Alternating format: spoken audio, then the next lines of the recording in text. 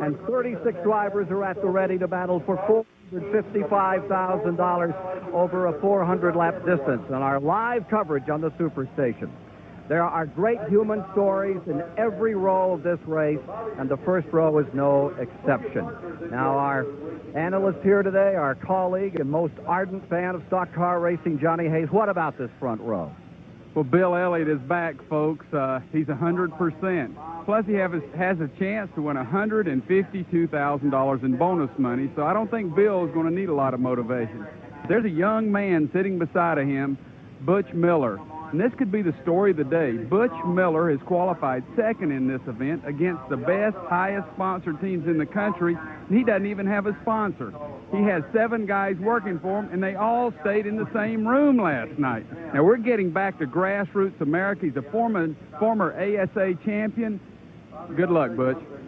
So it's super speedway stars against American short track stars right from the front row on. Now at the command center for our live broadcast today at the SCP Pit Center, there we find Dave Despain. Well, thank you very much, Ken. A lot of us believe this side of pit road is the best place to cover one of these races because for the 36 teams back here, keeping one of these cars healthy for 400 laps in this kind of heat is a saga in itself. We'll be covering that story along with our 2 expert pit reporters from squarely in the middle of what is now the largest sports complex in the state of Virginia. 52,000 seats ring this place, and those seats are all full today. They surround a 3/4-mile oval that sits on the same hallowed ground where the early NASCAR stars did battle on the old Winston Cup Fairgrounds dirt track here at, that's been 30 years ago. This is the largest of the Winston Cup short tracks, both in capacity and length, and it is the dream of the promoter, Paul Sawyer, who wanted to bring together the speed and the shape of a super speedway with the bump and grind action of the bull rings. Last year, $6 million in renovation made the dream come true.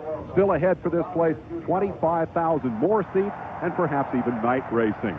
Fastest man around this racetrack on our Timex Speed Track computer, Bill Elliott, 22.289 seconds, 121.136 for the pole. Standing by to talk to the Winston Cup champion, a man who covered his first Winston Cup race in 1952. 37-year veteran of these wars. Let's go to Charlie Harville. Thank you, Dave. Good afternoon, everyone. It's a pleasure to be here again. Bill Elliott's glad to be sitting on the front row, too. What kind of race are you going to run, starting in the beginning like this?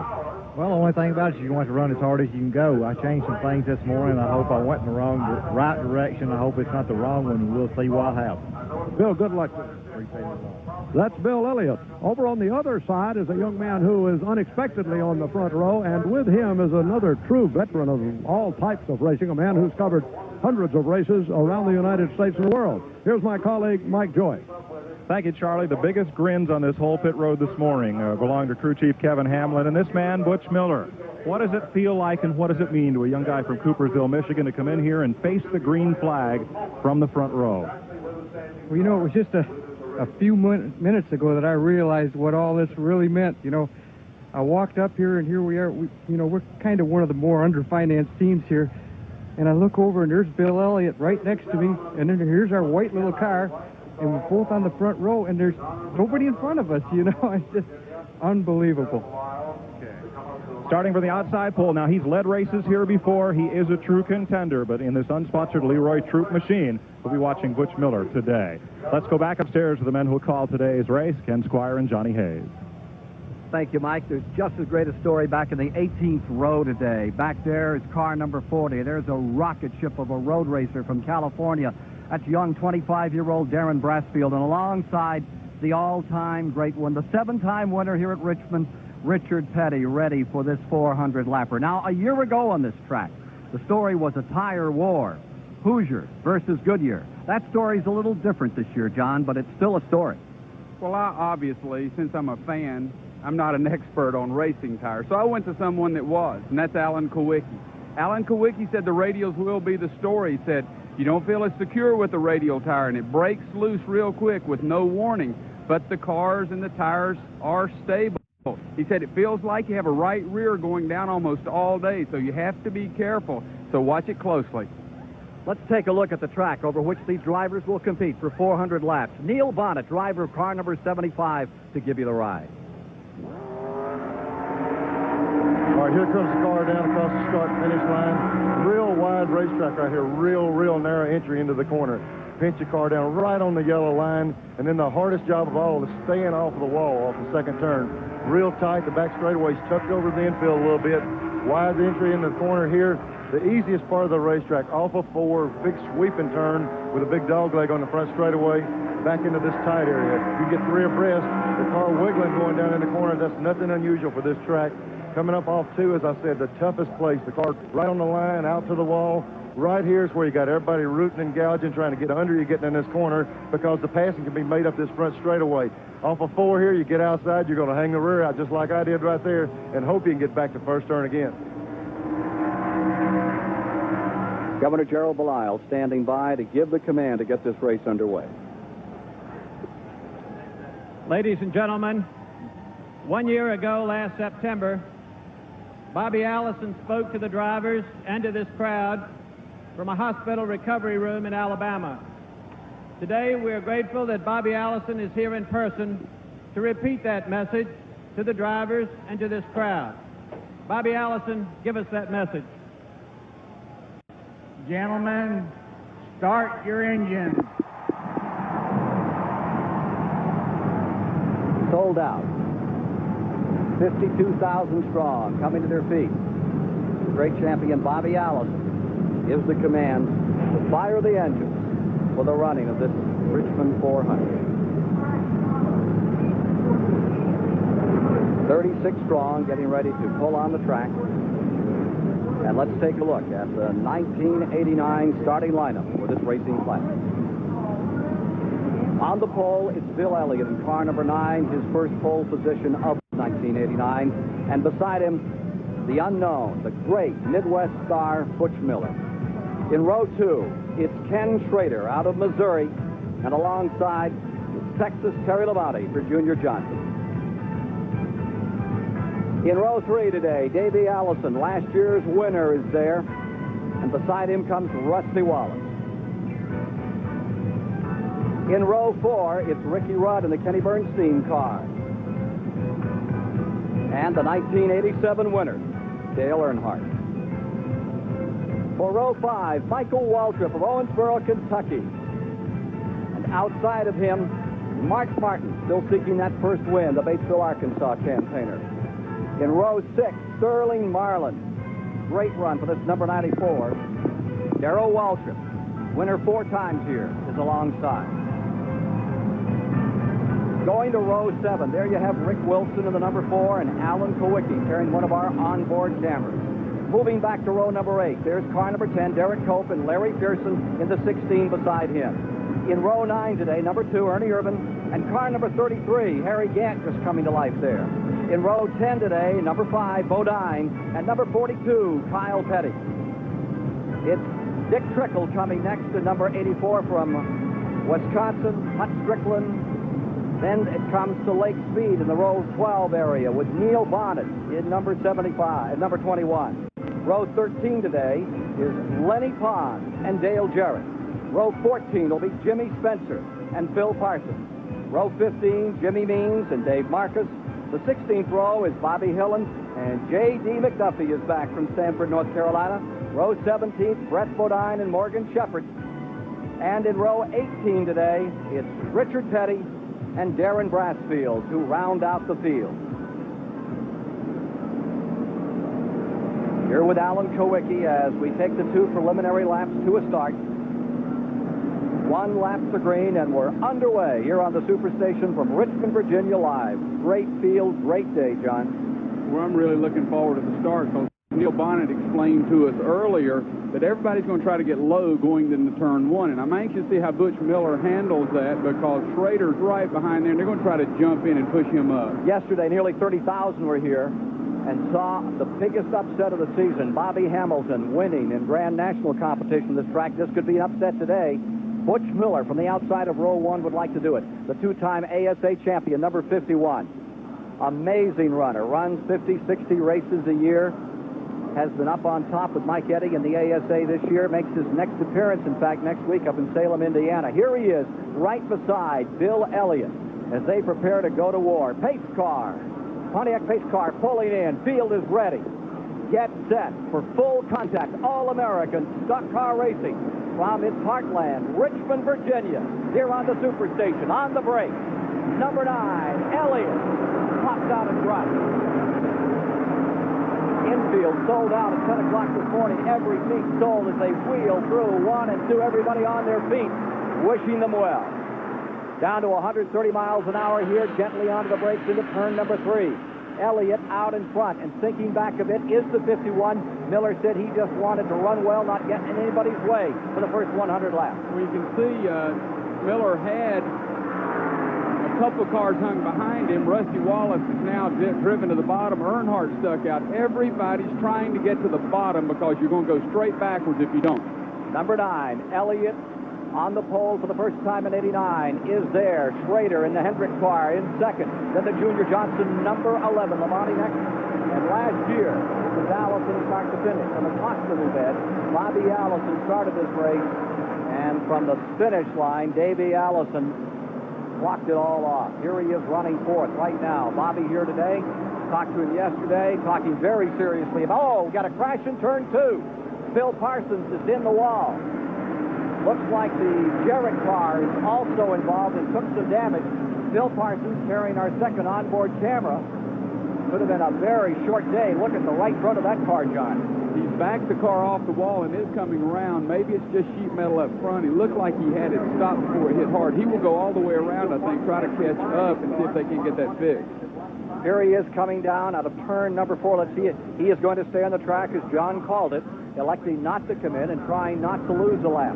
The field is approximately into turn 3 now as he comes to the start-finish line. Phil Parsons in car number 55, showing a lot of smoke as that fender is rubbing severely on the right front tire. The pace car is just coming out, and Phil will be at the back. And since there's so many cars there, he's not going to have a real advantage unless the pace car goes very slow. There's the incident, and you see Jarrett was in it. Parsons was in it. Dale able to drive off and come around. Jimmy Spencer came awful close and missed it also. Phil Parsons making his way back to the pits in his 5th appearance here in the Richmond 400. Parsons came in, changed 2 tires, started to come out, got trapped in the pits. Here you see the field going by to put him a lap down. Now, the Cale Yarborough car being driven by Glenn Jarrett also pitted at the same time. He was able to get back out. Damage wasn't quite as severe. Here's Parsons coming on again. I'm sure he'll pit one more time if possible, get some more work done on that car. Yes, Dale Jarrett didn't seem to have the problem that Phil did. His car wasn't beat up as bad, but Phil is coming around trying to get back in, I'm sure, as fast as possible. But you can see how the cars are lined out. You don't have time to get in there and fix the car. 1 to go. 1 lap and they'll turn them loose. We are now at lap number 7. Accident in lap number 4. Bill Elliott leading, Ken Schrader second, Terry Labonte third, Davey Allison fourth, Butch Miller is fifth, Rusty Wallace in 6th, Ricky Rudd 7th, Michael Waltrip 8th, Dale Earnhardt is 9th, Sterling Marlin is 10th. 11th is Mark Martin, number 3 start, with 12th Rick Wilson, 13th Derek Cope, 14th Alan Kowicki, 15th Darrell Waltrip, 16th Ernie Irvin, 17th Jeff Bodine, 18th Larry Pearson, 19th is Gant, and 20th is Dick Trickle. Kyle Petty lies 21st as we get set to go. Neil Bonnet back in 24th as they're ready to turn them loose. Jimmy Means back in 26th. Marcus is 25th out there, getting set to go. You see the action taking place on number 55 as they're going to take another lap before they turn them loose. Light has come back onto the pace car. Here they are whipping number 55 to get him back out of the pits in the Crown Petroleum car. Phil Parsons getting back out here after getting socked. And one of the officials rushing out to get something off the track is now going back onto the pit road. Found a piece of debris just in front of the finish line. Take a look at that immense crowd. The old Richmond Fairgrounds, stomping grounds for Curtis Turner and Joe Weatherly, all those great, and Bill Champ, Wendell Scott in the old days. I think this is one of the best facilities in America to watch a race. You get the feel of a super speedway, but you're close enough to see the cars, and it's just a perfectly designed racetrack, and Paul Sawyer's done a heck of a deal. Phil Parsons went behind the wall to try to get this thing fixed. Caution is still out. They're going to take one more lap under yellow here. They've given them a provisional start twice, then reneged on it. This is the 5th time that Parsons has been in this race, and this track hasn't been very, very good to him. A 27th, a 20th, a 24th. Here's Dave Despain. One of the stories that we'll follow all day long is the charge to the front, and that pays a premium in Winston Cup stock car racing thanks to the True Value Hardware people. They have $50,000 in year-end awards that they'll be putting up based on the guys who get to the front. 5 points for leading a lap, 4 for second, 3 for third, 2 for fourth, and 1 for fifth, all the way down through the top 5 spots. Take a look at how they stand coming into this race today. Rusty Wallace leading the way in the standings for the True Value Hard Charger Award. He has compiled more points in all of the previous races. Now, what we'll do is keep track all day long of who is sitting on top in terms of the True Value points and update you on a total of $5,000 awards that will be paid just for this race. But those points also count toward the big payoff at the end of the year. No surprise that it's Wallace and Earnhardt on top of the standings, and don't be at all surprised if they are right at the head of the field here today as we follow the action from down Pit Central. Bill Elliott out front. Let's get back to racing. Looks like we're going to take one more lap before they'll turn them loose. Parsons is behind the wall, as Johnny Hayes mentioned. To have it back, they'll go to Charlie Harville. Phil Parsons sitting in the car as they work on it. Phil, what happened to you? I got hit from behind, Charlie, coming off turn 2, and it turned me around right in the middle of traffic, and somebody hit me and knocked me in the wall, but one of those things, I guess. Can you tell how the car is handling at this point? Well, it knocked the rear end housing over so bad that it really wasn't handling well, but I don't know that I didn't have a flat tire, too, after I hit the wall, after I made some pit stops, so we'll have to wait and see. Bill Parsons trying to get back in the race. 10 laps complete. Light is off on the pace car, indicative of a start this time by. You can see the mark out there on the back straightaway wall where Bill Parsons was in contact hard. Yeah, he hit it good. And again, when you're racing that close, you're at the start, people are getting impatient, and most of all, when you're at the back trying to work your way to the front, things like that happen, and that's just racing. Bill Elliott stays up in front, Schrader in second, Labonte third, Allison fourth as they come down for the start. Pace car is in. Miller edging down to the inside. Here's the rest of the field in the back straightaway as they come to the stripe. Back under green after the first caution of the day. See, Rusty Wallace got a great jump there. Picked off 2 cars. He picked off Davey Allison and Butch Miller. Earnhardt coming up on the outside. And see, everybody's been afraid to try the outside. And Earnhardt says, hey, I'm going to take it. And he's flying to the front. Earnhardt working the outside here. You see the 27 Wallace as he fights his way up. He's in fourth, working on Terry Labonte. The moves are on the outside of the racetrack right now. Well, it's not unlike yesterday, Ken. They're afraid to go up onto the outside at first, but now they see it's working. Everybody's going to start going too wide. Now we're getting a second report here, John. The 27 car has been given a consultation flag for jumping the flag on that restart. Well, I thought he got an awful good start. I mean, he did, but so he's going to have to pull it in, pull down pit road, stop, and go back out. Here's number 9, Bill Elliott out in front, and he's pushing that lead out a little. And here comes Wallace onto pit road. And he almost loses it on pit road. He slid sideways, entering. Here he is. It'll be an in and out for Wallace, who jumped on the start. He'll have to come to a complete stop. Now he can go. And it's going to put him in the back of the field, but he did not lose the lap, and I'm sure he'll be mowing to the front. Bill Elliott in front. Schrader still second. Man on the move. Good battle going on back in fourth spot. This is 3 wide at Richmond, Virginia. Isn't that beautiful? And look at number 3, cutting right through the middle of it. Ricky Rudd, one of the native sons, is giving these boys all they can handle right there. Earnhardt's the man on the move, however. Here he is, just land-basting traffic, using a lot of muscle, shouldering. Used to do that a lot on the half mile. Gives you some idea of the speed. Even on a 3-quarter-mile track, these cars are able to entertain. Number 94, a little further back, you see the Sunoco car trying to wind its way through that traffic as Davey Allison makes the move. That's the blue and yellow car on the outside of the white car. Now you're watching the black machine, number 3. That is Earnhardt. In fourth. In fifth is Rudd. In the 6th spot is Davey Allison. Right behind him comes Sterling Marlin in that 94. Sterling Marlin breaking to the inside of the 94. The Billy Hagan car down to the bottom. Good move by Marlin. Has last year's winner pinned. And there is Mark Martin going all the way around to number 6. And Towicki takes him head on. Kowicki knocked Martin around straight so he could go on. Alan Kowicki, who's had some unfortunate incidents of recent in the Xerox cars, has another one of those cars, 5 cars in the team. This one now beginning to show some smoke, and he's having some trouble handling that thing as he gets it down, tries to get it in here. He's taking a lap before he pits it. Number 6, Martin spinning. There goes Butch Miller around the outside, ducking the bullet. And Kowicki, Sacco, right in the nose. Nowhere to go. Bill Elliott in front, Schrader in second. Another look at it here. I think he just pinched it down so low. I think he got on the flat part of the racetrack, and the rear end just kicked around on him. I don't think he and Davey Allison even touched. Wilson just getting by on that one, too. So 2 cars down. Second caution of the day comes at lap 17. Elliott sustains his lead. Alan Kowicki in trouble, pulling on the pit road. We'll be back with more. Ricky Rudd became a die-hard Charger. In the Busch Clash at Daytona Beach, Florida, Rudd's Ford went out of control, flipping and tumbling through one of the most spectacular crashes in stock car racing history. Miraculously, Rudd not only survived the wreck, but drove in the Daytona 500 the next weekend with tape holding back the swelling in his face.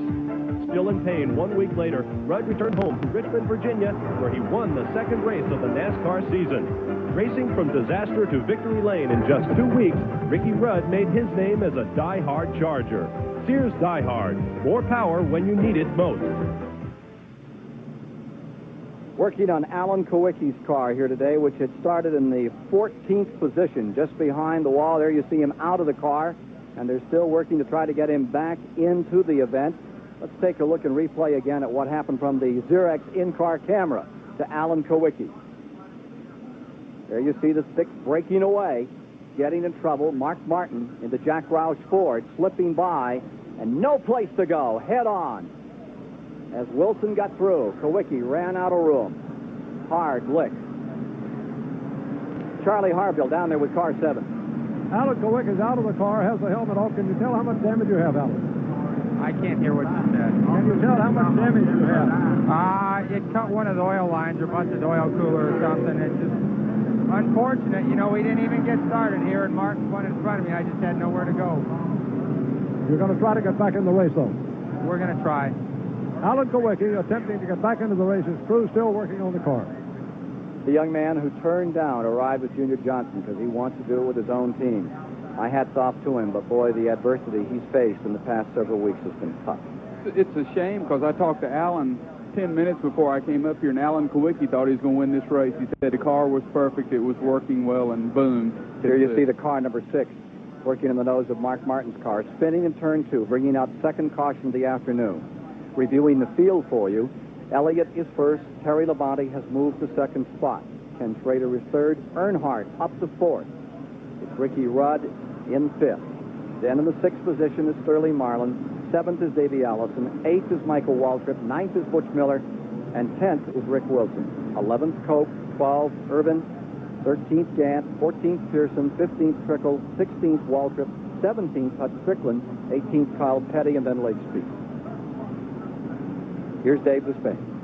Now, this has been a very eventful race so far for Winston Cup Championship contenders. It's a good, tight battle up at the top of the heap. As we take a look at the points, here's Dale Earnhardt sitting on top. He's moved up to 4th in the standings. But look what's happened. Rusty Wallace has already had an early penalty and dropped all the way to the back of the field. And we just saw Mark Martin hitting Alan Kowicki. Actually, the other way around. Martin spun, Kowicki hit him. But these two guys are hot on Earnhardt's tail in the championship standings. And they both had bad luck early on here at Richmond. Remember, this was the race that essentially cost Rusty Wallace his run at the championship last year. He's already had a bit of bad luck. Earnhardt is in the catbird seat right at this moment. Let's go back to pit road and join Mike Joy.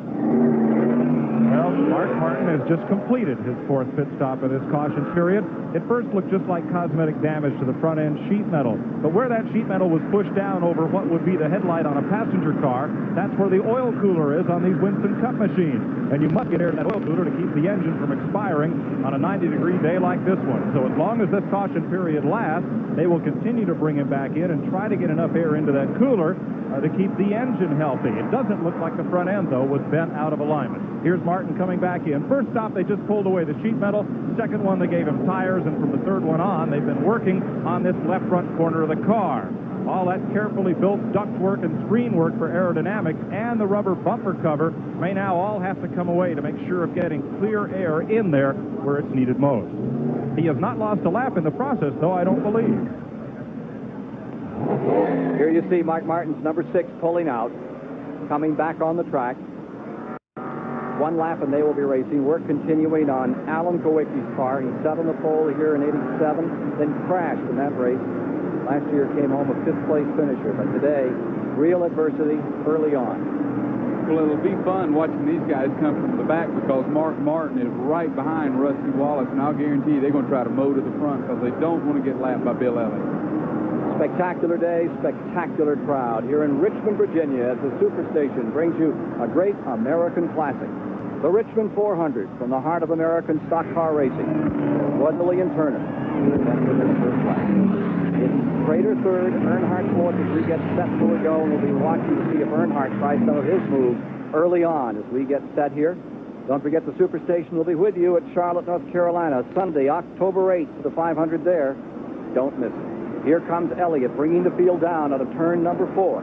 There are 25 laps complete, 26 as they come to the line this time. And it's Earnhardt on the outside, braking quickly. I wonder if he may bring up a penalty.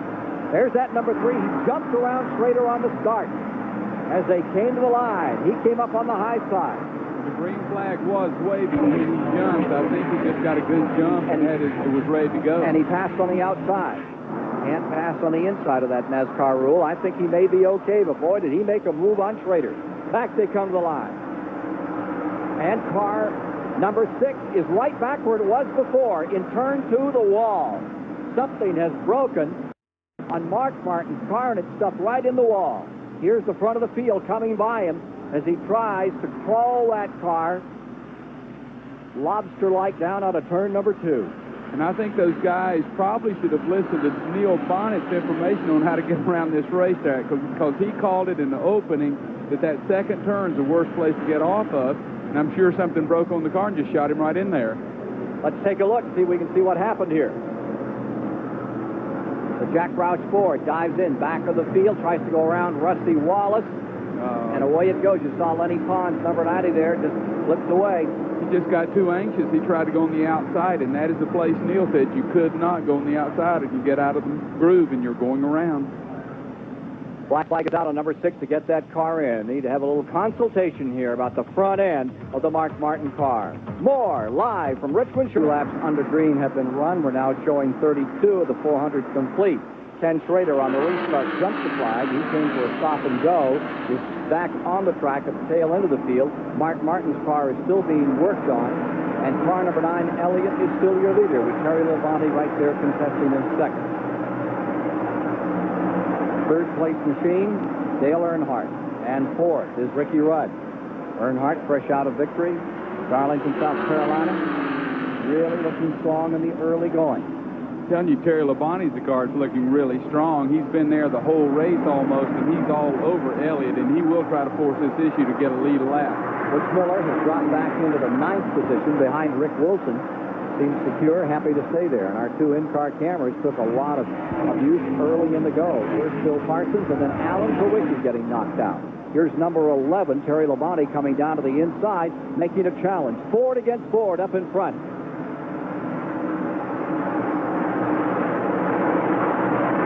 Further back, Rusty Wallace, who was in 32nd, is charging through the field.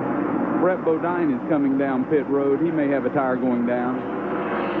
Bill Elliott stays up in front, and he's getting a lot of heat now from number 11. Bill, are you having to work harder this year just to keep up with the competition on the Winston Cup circuit?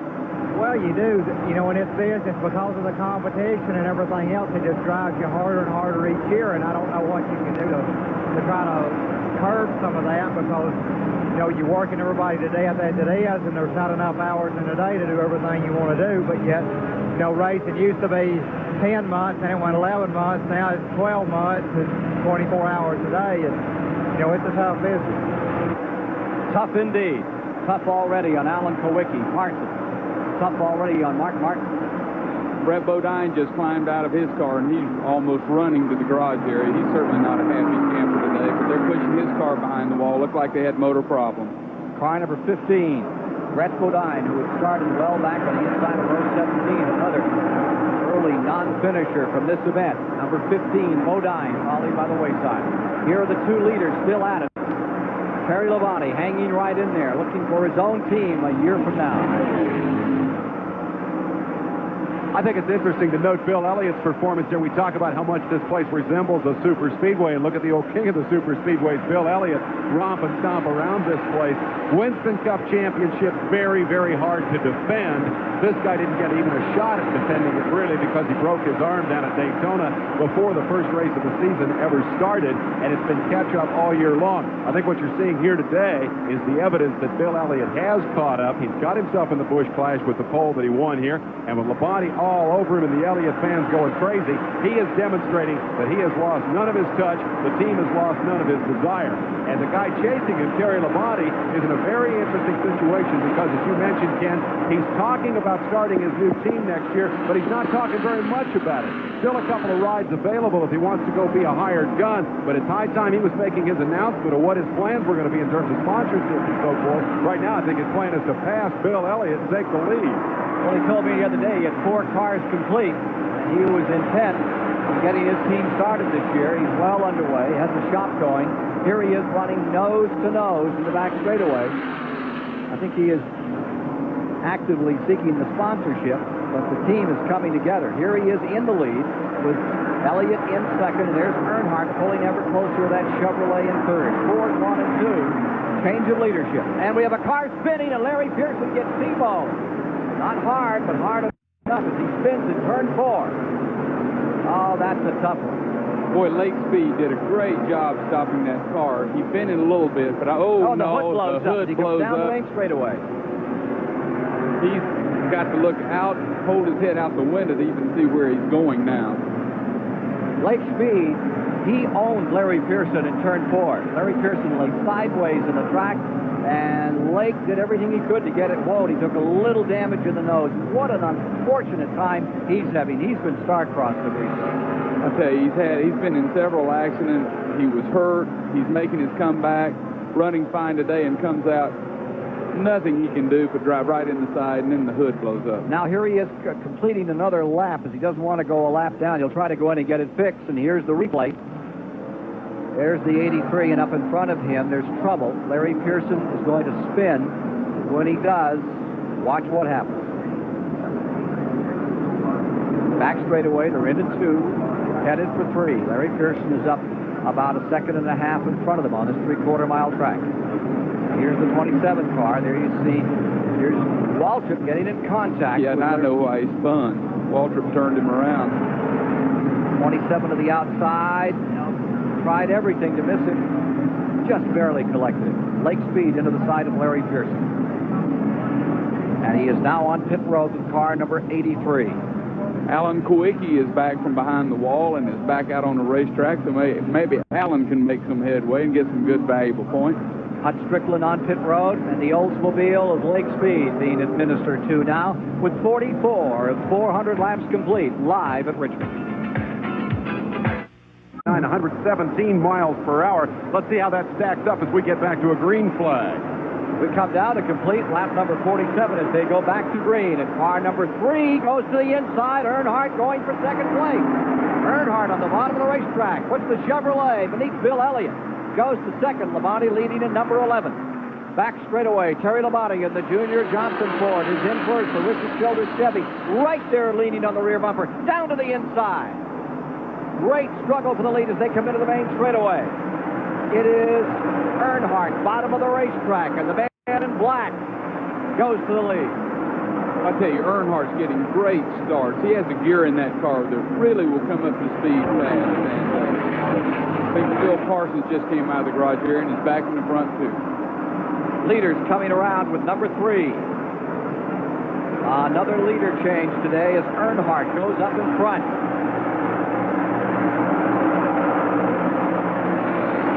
Second spot, Labonte. Third, Elliott. Fourth is Sterling Marlin. Phil Parsons, after taking a lap, looks like he's going back behind the wall. The Crown Petroleum car of Phil Parsons in big trouble is back in the garage area. The new leader is Earnhardt, trying to stretch it 2 in a row after that sensational victory last Sunday at Darlington. Rusty Wallace has come from the back all the way back up to 12th place, so I think he's sitting there saying, Dale, don't get too comfortable, but I'll be up there with you in just a minute. Sterling Marlin into 4th, and what a run he is making today. Ricky Rudd is in 5th. Rick Wilson is in 6th. Here's your leader, number 3, Earnhardt. Down to Mike Joy. Well, the arteries and the veins of Mark Martin's car have been severed. They'll put a new radiator into it. Mark, what happened to it? Well, first time I had a little contact down there in the corner and spun the car out. Got a little bit of damage in the front end. Big crash in turn 2. Time I just lost. We have a crash in turn number 2 with 2 cars going up toward the wall. I think one of them is Jimmy Spencer. And Kenny Schrader.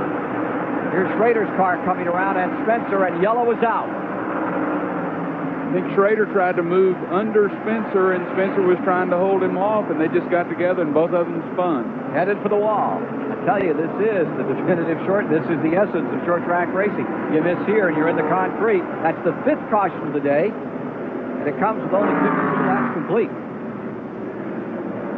Let's look at the end of it again.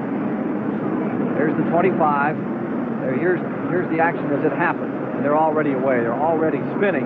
Yeah, Schrader had gotten about up to the door, and then they both made contact, both spun out. But, you know, they preach patience on a racetrack like this, but they don't listen to themselves. It's great. They're going for the win right here, and we've run 53 laps. Let's talk about tires, Johnny Hayes. Radials are on all the cars here today. They're different from bias ply tires. They feel different. They drive differently. We saw a few people hit the fence in practice, and we began to ask around the garage area, what's the story on the tires? The drivers all said the same thing to me. Tires are very consistent. The speed is consistent. A fresh tire or a tire that's been out there for a lot of laps, you don't see a whole lot of difference. But where they are different is that the car doesn't forgive you very much. It'll break away in a hurry, and when it breaks away, it's hard to save. Is that what we're seeing here with all this spate of concrete smacking? I think it is. You know, we discussed that at length this morning, and you have to be careful and you have to be cautious, just like Alan Kowicki said, because if you get no warning with the bias ply tire, you get a little warning, you can run it loose, it keeps going away on you, but you go to the radial, there's no warning, boom, you've lost it, so you really have to have your car dialed in. 54 laps are now complete. Here you see the 25 car on pit road. Schrader's machine taking on rubber after it got abused up in turn number 2. Looks like it's going to be a Wreckham rodeo all day, John. Yeah, it's lake speed is slowed on the backstretch like he's not even going to be able to make it around. And I tell you, they're aggressive. It's getting late in the year. It's time to make up those points, and everybody's going for it. Pace car is coming in. They're going to try for a start right now with Earnhardt out in front, and Harry Labonte, who ran so well here last September in the first race of the new track, right there in second spot. We were strong back in the spring, though we had some trouble, and we've learned a lot about these Fords since then. Let's see what he's learned right here. I love it how they're rolling the dice on these restarts. Earnhardt jumped Labonte last time. Labonte tried to get him there. They're anticipating. The spotters are playing a big role, telling them when to go. That flag's out, but everybody's rolling the dice to get up front. We've only run 56 laps, so we're going to have a great day. All those spotters collecting on the roof down in turn number 1, talking to the drivers on these restarts to try to get them just a 3 or 4 foot advantage getting on that throttle. Number 3, Earnhardt draws the lead, pulls away by 5 car lengths. Meanwhile, back behind him in the 4th spot, Bill Elliott's being challenged. There's the 94, Sterling Marlin of Columbia, Tennessee. Down on the bottom of the racetrack, making his move. Sterling puts the Oldsmobile right in there. He put the metal to him. He knocked Bill a little sideways. Bill held on to it, and here comes Ricky Rudd right behind him. This is really a physical race today. I'm shocked. You got to be kidding. Come to Richmond and you're shocked when they get a little physical out there? Yeah, but this is supposed to be a modified super speedway, and they're hitting each other just like it was the old half mile. 58 laps are complete. Here you watch Elliott find a sustained 3rd spot, and you're watching as Sterling Marlin and Ricky Rudd try to take it away. Every time I watch these race car drivers, I think the great quote Muhammad Ali made when he failed the draft test. He said, "I was the greatest. I didn't say I was the smartest." And I think that sums up some of our Winston Cup drivers. Car number 26 goes down into turn number 1. Ricky Rudd, and right with him goes the Wilson car, number 4. Wilson running in 6th spot, nearly won yesterday's Grand National race, the Commonwealth 200. And then he got crashed out of that one. I tell you who's moving to the front. You can see right at the back for a second the KGO veteran Harry Gant moving by one of his students, Michael Waltrip, and Harry Gant's moving to the front quickly. Dale Earnhardt out in front. Dale, you're in a position to win your 4th Winston Cup title. What could cause you to lose it? Well, I feel like the only problem we will have, if any, is big dumb luck. You know, you had any bad luck here right now. That's the biggest thing that hurts everybody in points right now. If our luck is turning around, we feel like, and looking toward the last 8 races here, we look in good shape. Of course, the last 10 races are on his kind of racetrack. He's very strong to the end of the year. He gets down to places where he has a lot of success. Earnhardt in number 3, continuing to draw away, but Terry Labonte stays right with him as they put a lap on Richard Petty in the main straightaway. Here's that 3rd place battle. Bill Elliott in the 4th, the Oldsmobile number 94 right with him, going around Richard down here in turn number 1. And with them comes number 26, Ricky Rudd in the Buick, maintaining 5th. Old Rick Wilson back in 6th, Harry Gant in 7th, Bodine is in 8th, and Rusty Wallace has driven the race of the day. He has just been flying through traffic. It was 32nd, about 20 laps, 25 laps ago. Here's Petty pitting. He's up to 8th. Wallace. Here's Petty pitting.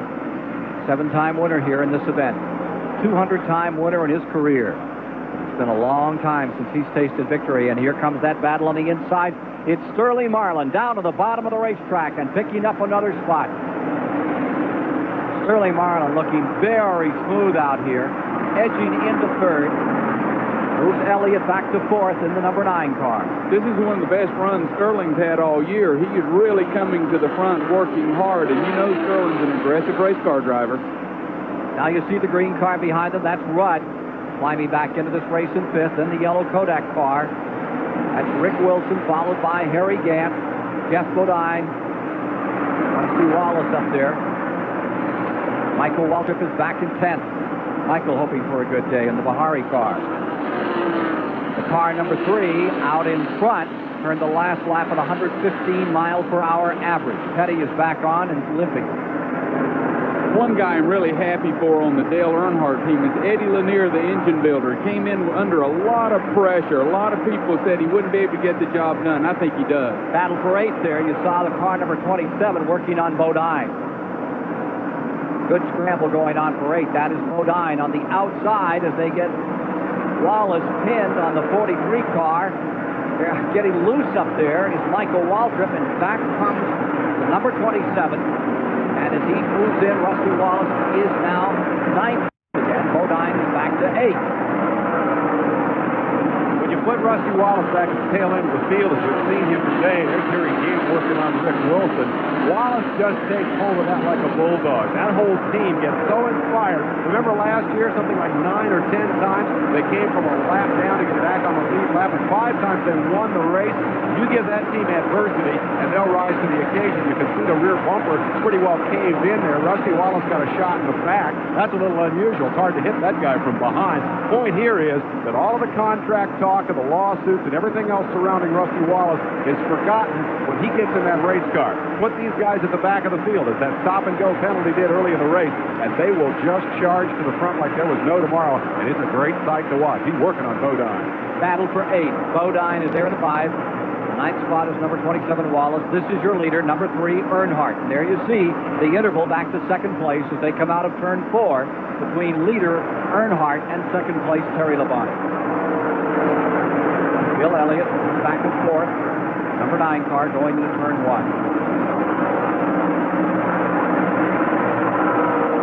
70 laps are now complete. A rocky start, 5 cautions in the early going. If you're just joining us in our live Superstation coverage of one of America's great racing classics, Richmond, Virginia, the heartland of American stock car racing, brand new 3/4-mile track. We got the first time of year ago. We got a crash down here in turn 4. Hillen is in the wall. Bobby Hillen crashing. Again, we had contact. That's racing 2 or 3 deep, and people bouncing off of each other. And like you say, I think it's the tires. Just a little touch, and they go around. He was running in 18th position. He spins and backs it into the wall. Didn't look too harshly. And I want to make it perfectly clear, it's not that the tires are good or not bad, it's that these fellows aren't used to running these speeds this way, that loose on radial tires. Here it is. Good morning, Hut Strickland. Let's see where Hut hits him. In the door, in the 8. Oh, Ernie Irvan jumps right under there. He touches Hut. That's just basically, if you hit you in the door, it's not tires. I apologize for saying that the tires went away. That's called in the door spin. Well, into the pits will come number 8 with a lot of abuse. He got hit by Hut Strickland. More live reporting of the U.S. Air Force Reserve Commander's Performance Award to the driver of car number 7, Alan Kowicki, by Colonel Forrest Giles. Thank you, Ken. Mr. Alan Kowicki, it's my pleasure to present you General Shear's Commander's Performance Award. Being a front runner and a top contender requires a great deal of tenacity and perseverance on your part. Difficult enough not being an owner and operator. When you have to own and operate your own, makes it that much more difficult. Your managerial skills surround you with qualified crew, and I know this has a whole lot to do with you being a top performer. Thank you. On behalf of myself and my entire team, we're very honored to accept this award, and certainly appreciate it very much. It does take a team effort to run up front in NASCAR Winston Cup racing, and the team effort of my entire team is what's kept us up there. Once again, we thank the Air Force for this award. Well, we got about a lap under green, and then we're back under caution again here as Kyle Petty has wrapped the wall in turn number 2. Alan Kowicki has returned to competition. Talk about teamwork, that Xerox number 7 car. They worked hard and long down there in 90-degree heat. They put him back on the racetrack, and as he came out and came onto the track, he's about 24, 25 laps down. Car number 42 socks the wall. Kowicki got out, came back in, made another pit stop, and he was playing in and out tag here, under caution, gets it back out, they go green, bang. Kyle Petty's in the wall. Let's see what happens. It goes away on him,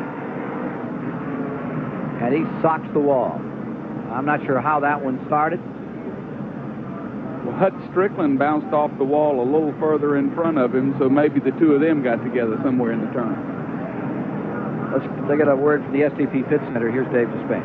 Just a moment ago, we saw Bobby Hillen hit the turn 4 fence with a little nudge from Hut Strickland, and it brought to mind the progress that Winston Cup stock car racing has made. All of these guys are big stars now, and one of the things that makes them big stars is those little postcards that they pass out to the fans that they can put their autograph on. How far has racing come? Well, even the truck drivers now have their own autograph cards. Yes, indeed. Eddie Vogt here drags Dick Trickle's car to the racetrack. He started out driving the truck for A.J. Foyt. He's getting over some hospital time. Eddie, we wish you well. Rodney Pickler is the guy who drove here with Bobby Hillen's truck. There's plenty of room on there for Rodney's signature. Rodney's going to take a wreck home from Richmond today, Ken. Just send us a line if you'd like a free postcard on one of the truck drivers here in the series. Well, they happen to be the hardest working, best group of guys, meanest guy, tough guy. Truck drivers, you hop in a truck and drive from Denver, North Carolina to California, turn around and come back and then go to Michigan. We're talking men, none of this high school junk like going out here and run for 4 hours. Those are the men of the sport. Truck drivers, I stand up for you and I support you, and I do think the race car drivers are wimps compared to you guys. Well, you've certainly done your missionary work today, Reverend. Yes, sir. I tell you, they got great names. Stop for coffee in Shreveport and then go all the way to Yeah, and they got names like Widowmaker. You know, I mean, these are real guys driving these trucks. They don't take no junk. Here we are with Dale Earnhardt out in front. We're still under caution, and we'll be back with Bill Elliott trying to challenge for the lead live at Richmond in just complete of 400 to be run. Richmond Fairgrounds, the old Richmond Fairgrounds, the home of the new Richmond International Raceway. The second of the races in the fall series on this track. Yesterday, Bobby Hamilton from Nashville won in Grand National. Today, it's going to be a contest right to that final lap. Meanwhile, we've had 7 cautions in the early going. What's the story here, John? Well, NASCAR has advised us that there's a lot of rubber on the racetrack, indicating heavy tire wear. I hope Mike Joy will get a chance to check some of the tires that are coming off the cars to see if there is a problem. Here's number 3, Earnhardt, as you see, coming down through the tri-oval, the main straightaway. And Jimmy Spencer right behind him with Bill Elliott running in 3rd spot. The Winston Cup point leader, Dale Earnhardt, earned the nickname the Dominator en route to his 1986 and 87 championships. And right now, Dale's back on top. But is it the same Dale Earnhardt? Will the real Dale Earnhardt please stand up? The Earnhardt who won 3 Winston Cup championships with a hard-driving, fender-banging, intimidating kind of style. His foes called him Ironhead. The Earnhardt who lost last year's crown was a reined-in, toned-down shadow of his former self, driving constantly scrutinized by officials, teams subject to the same failures as everyone else. So who is Dale Earnhardt in 1989? At Daytona, he was the heads-up hero, nursing a sick car to 3rd place ahead of faster competition. At Rockingham, he was the Ironhead of old, trading paint whenever the occasion called for. With 2 wins, including last week at Darlington, once again, he's the man to beat, the Winston Cup point leader, Dale Earnhardt. Team really pumped up for it. They're working hard, and the consistency's there. And anytime you're competitive and consistent and can finish in the top 5 position and win some races, you're going to be tough for that championship. He's tough in anything he runs. Here he is. The Goodwin Chevrolet, number 3, Earnhardt leading. Let's check into that tire story. How about it, Mike Joy? Ken, we have 2 Goodyear tires here off Mike Waltrip's car. The top one is a brand new racing tire, and you see how slick and smooth it is. Here's a tire that came off on the last pit stop. It's scuffed a little bit to show wear, but also there is a bit of extra rubber sticking to it. We don't normally see this, but there is apparently a lot of rubber being deposited on the racetrack, and when it lies there loose, it's still hot.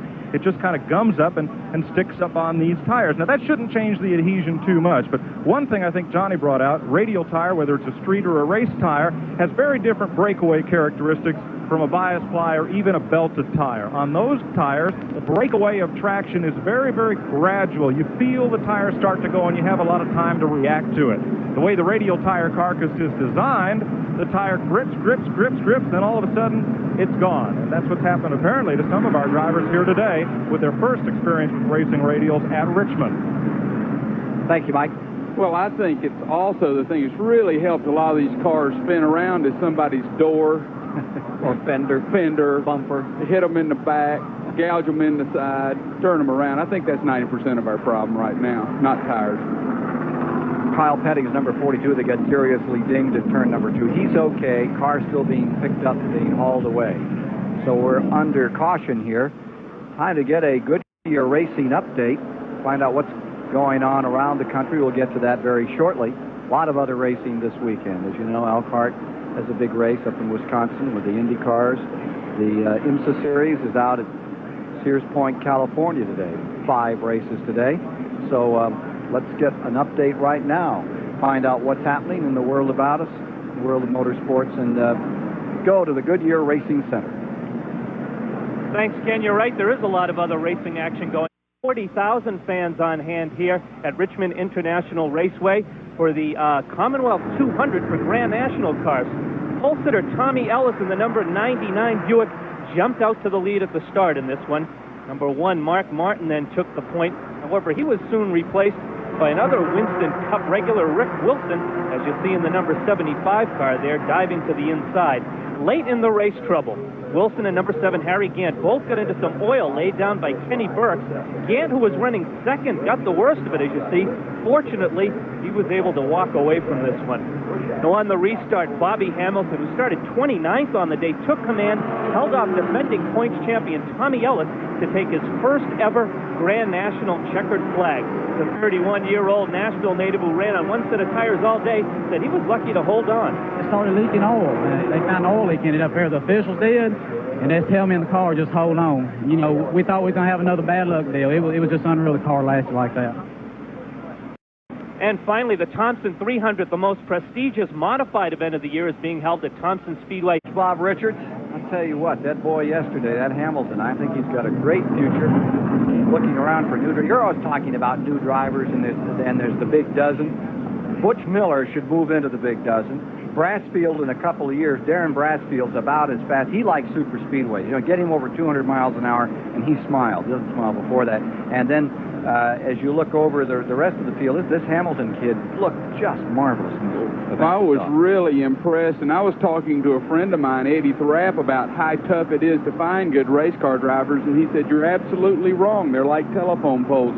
They're on every corner. There's millions of them. You put them in this kind of equipment, this kind of money behind them, there's people all over the country that could jump in here and run competitive. So there's a lot of good racers out there. Why do you talk about the dozen? Why do you talk about those number one key rides, key seats? Yeah, because there's 13 teams receiving $12.5 million up to $4 million a year in sponsors, and our old buddy Banjo Matthews said money buys speed. There's some great race car drivers out there, but there's a bunch of people back here in the back. You put them in a Rick Hendricks car, a Bill Elliott car, those kind of cars, they're going to run well. We're still under caution. I think we'll be going green in a couple of laps. Let's pause for a commercial message and then back live to Richmond. With you live, they have just retaken green, coming around to complete the lap with Dale Earnhardt in front, Jimmy Spencer in second, Bill Elliott in third, Ernie Irvin's number 2 is in fourth, Terry Labonte is fifth, Bodine is sixth, Rudd seventh, Gant eighth, Pearson ninth, Wilson 10th, and Wallace 11th on this jump. Jimmy Spencer's having a great run. He jumped in there. Earnhardt got by him a little earlier, but he's able to hold Bill Elliott off right now. And Ernie Irvan also has made a great move. A lot of these people know race cars are open, looking for new drivers, and I think they're showing their best to try to get one of those rides. Here's Elliott getting in contact with the 88 of Jimmy Spencer. Spencer pulls away, stays in second spot. Meanwhile, Earnhardt stays up in front in the number 3 car. Charlie Harville has a report on that car. I'm down here with Cecil Gordon, who's the shop foreman for Dale Earnhardt, and he's been talking with Dale on the radio. What's Dale talking about, Cecil? Well, Dale was just talking about how hot it was out there today, and he said he didn't mind how hot it is right now because it's going to be cool in Canada. He's going up there deer hunting and bear hunting in November, then it's going up where it's nice and cool. That's what the man's been talking about during that last caution play, how cool it was in Canada. Well, he certainly came here loaded for bear. He's out in front big time. Now the battle for second place. Teams up. There's the 3. Here's that battle for second. It's Elliott in the Ford on the bottom of the racetrack. The 88 getting pinned on the outside as they go down into turn number 1. And Jimmy Spencer's Pontiac is going to fall back into third spot. Ernie Irvin's number 2 is also falling a spot back as Terry Labonte comes up on the inside. The number 11, the red and white car. That's Labonte picking up a position. He's into fourth. Field back underway, 96 laps now complete, and drawing away by 2 or 3 car lengths a lap is Earnhardt. Well, the reason he's drawing away, these other cars are racing side by side for position, and it just gives him a free run. He has nothing in front of him. You'll see as things get going, these cars will start running back down again. Look at the job Ernie Irvin's doing in that number 2 car. He is running a terrific race thus far. Up on the outside, gets himself nestled back into the bottom of the racetrack between Bodine in the 5 and Rudd in the 26. Bodine in 5th, Irvin in the 6th position, 7th position, the green number 26 of Ricky Rudd. Good race there. And here's the number 11 working on Jimmy Spencer. This Jimmy Spencer in 88, that's your Mr. Excitement. I'll tell you what's exciting about this guy is not only the way he earned his nickname, Ken, which was by willing to be able to get in there and push and shove in open-wheeled cars in the NASCAR Modified Division, where he's a former champion, and also in the Grand National League, where he cut his teeth last year, but also in terms of the future that his car owner predicts for him, and that car owner should know because Buddy Baker owns that automobile, and he... Whoa, Mike Waltrip's backwards on the racetrack. Waltrip will try to cut it around and keep it out of harm's way. Nice little handbrake style turn there to avoid the oncoming traffic. Fire breaking out beneath the car for Mike Waltrip. Turn 3. Turn 3, 99th lap. And I think the tires are giving them fits today. They say you can reach down and grab gobs of rubber down here in the second turn that's building up. And here's the number 30, Michael Waltrip, looping in the Bahari Racing Team car. Here's your leader, number 3, Earnhardt, and we're a fourth of the distance. We're under caution. Let's look at it again.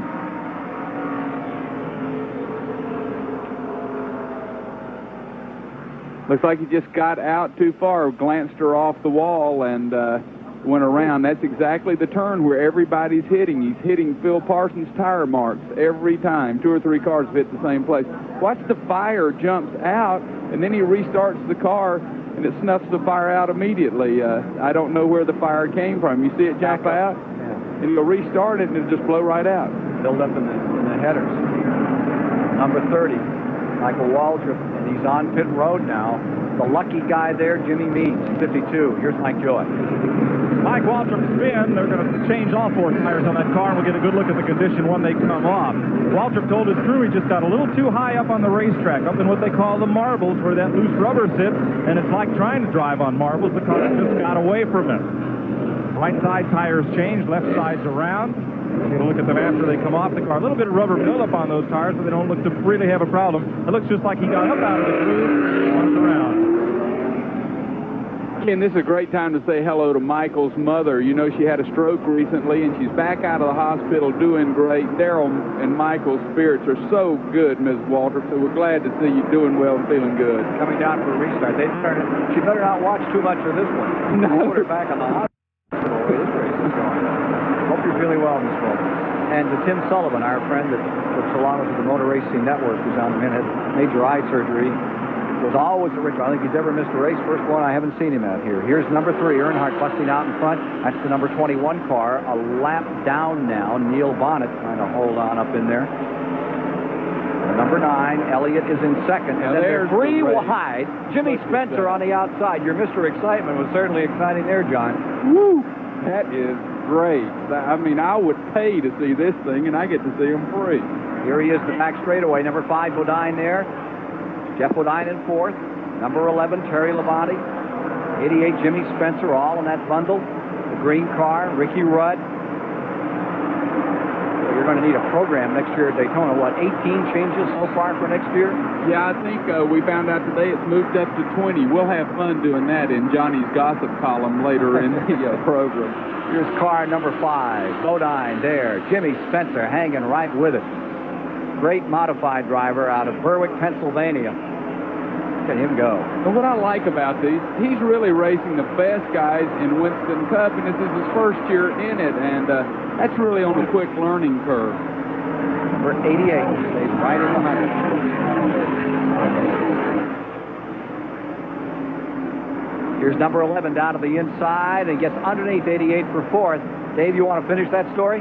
Buddy Baker picked Jimmy Spencer because Buddy likes Jimmy's style. He's a flat-foot kind of a race driver. That's the way Buddy drove the car. That's the way he wants his man to drive it. The car's not hooking up right now. You've seen him lose a couple of spots, most recently to the 26 of Ricky Rudd.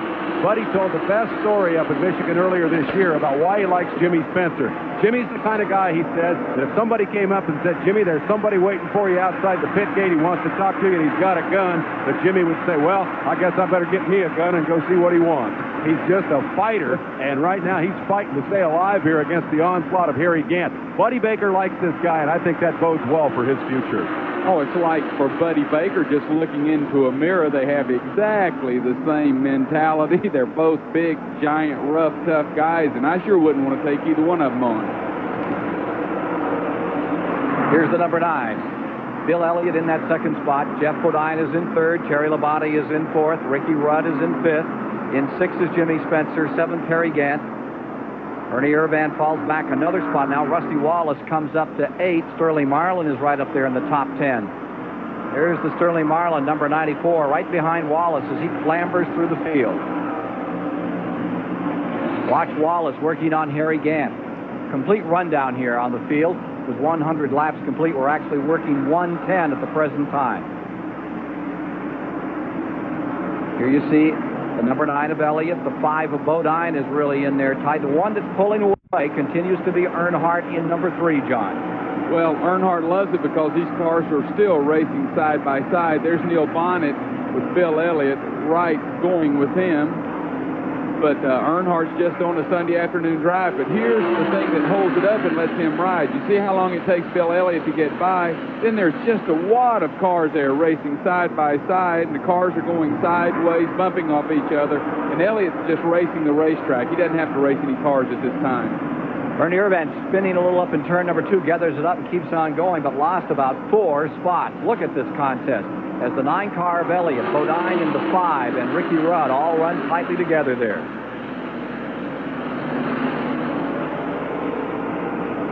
Jimmy Spencer in the 88. He's still showing in 6th spot. Is having a car owner like Buddy Baker an advantage or disadvantage to you, Jimmy Spencer? I'm further along than he thought I would be at this time, and you know, that's a compliment to Buddy Baker, really. I mean, he is very, very observant of what's happening all day long in the race, and tries to help you drive in a little easier, drive in a little harder, drive this angle. It's so important to have a person like that with all that experience in the tower working you, and I think I have a big advantage already at a lot of the racetracks. Now here, Buddy's never been here, but still his experience, the 25 years he has raced, it can only benefit me, and it's working real well. There he is in 6th spot. Jimmy Spencer. Darren Brassfield has just pitted car number 40. Looks like a left rear tire change. 114 are complete. Earnhardt stays first. Elliott stays in second. Bodine is in third. J.D. McDuffie is just pitted. Apparently he needed a new cigar, and old J.D.'s back out again.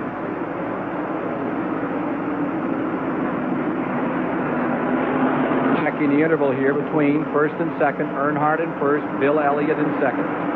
Right behind Bill Elliott, where the real racing is going on, you can see the cars going side by side, fighting, gouging. Rusty Wallace has been running real hard trying to make the move up, but he just can't get by Harry Gant. Harry Gant can't get by Jimmy Spencer. They keep trying it. Sterling Marlin's in there fighting with them, but they are racing all the way around this racetrack. Car number 27. Rusty Wallace in the 8th position. Here we are seeing the fight with number 33 Gant. Slugfest for 7th here at Richmond. Harry Gant, who's had some great runs of recent, looked terrific out here yesterday before his car got scattered up in turn 4. Look at Jimmy Spencer holding them off. And Harry Gant's not going to try to force the issue at this time. He's going to sit there and ride. He's seen all the wrecks, taking it to the ragged edge, and he's smart enough. He's going to ride along, but if the opportunity comes, he'll try to make his move. I think Rusty will try to force the issue pretty soon to get by this, and I know Sterling Marlin's all over Rusty Wallace's bumper, and he wants to get by. Harry Gant says he's 100% healthy after backing into the wall hard yesterday. You saw it on our Goodyear highlight report. And behind him, Rusty Wallace seems to have kind of stalled for the moment. He's trying to work his way under Harry. Remember, he started back in 36. He's the leader in the True Value Hard Charger points coming into the race. Those points paid in the top 5 position. And number 27, everybody's Charger, is at the top of the season-long ranking. But today, he's not piling up any points. He charged from 36 to 8, but I think he's learned now, as he knew well coming in, it's a whole lot easier to pass those back 30 cars than it is the 7 that are still ahead of him. His charge for the moment is stalled. Rusty Wallace being hounded there by Sterling Marlin. Rusty Wallace and Sterling Marlin staying right side by side now to the line, and Sterling Marlin is trying to move underneath his number 9 Bill Elliott, fights off number 5 Bodine down here. Bodine getting very aggressive at this point. At second place, Elliott in second, Bodine in third, Ricky Rudd in fourth, Terry Labonte is in the 5th position, the red and white number 11, the Bud car. Then comes Jimmy Spencer. But the class of the field remains Earnhardt.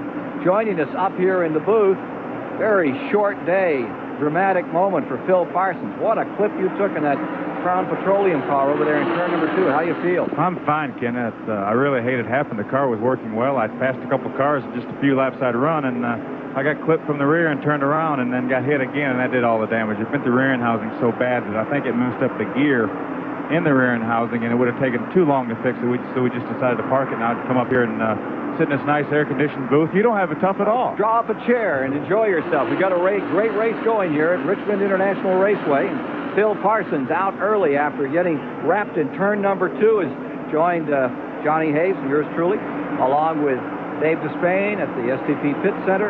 Charlie Harville, the veteran racecaster, is on pit road along with Mike Joy. Cover all the details of this contest that now sees Bodine Chevrolet creeping up to take a real shot out here at Elliott as they scoot around this track. Oh, and car number 5 and 9 really had a meeting of minds in turn number 4. That looked a little serious, John.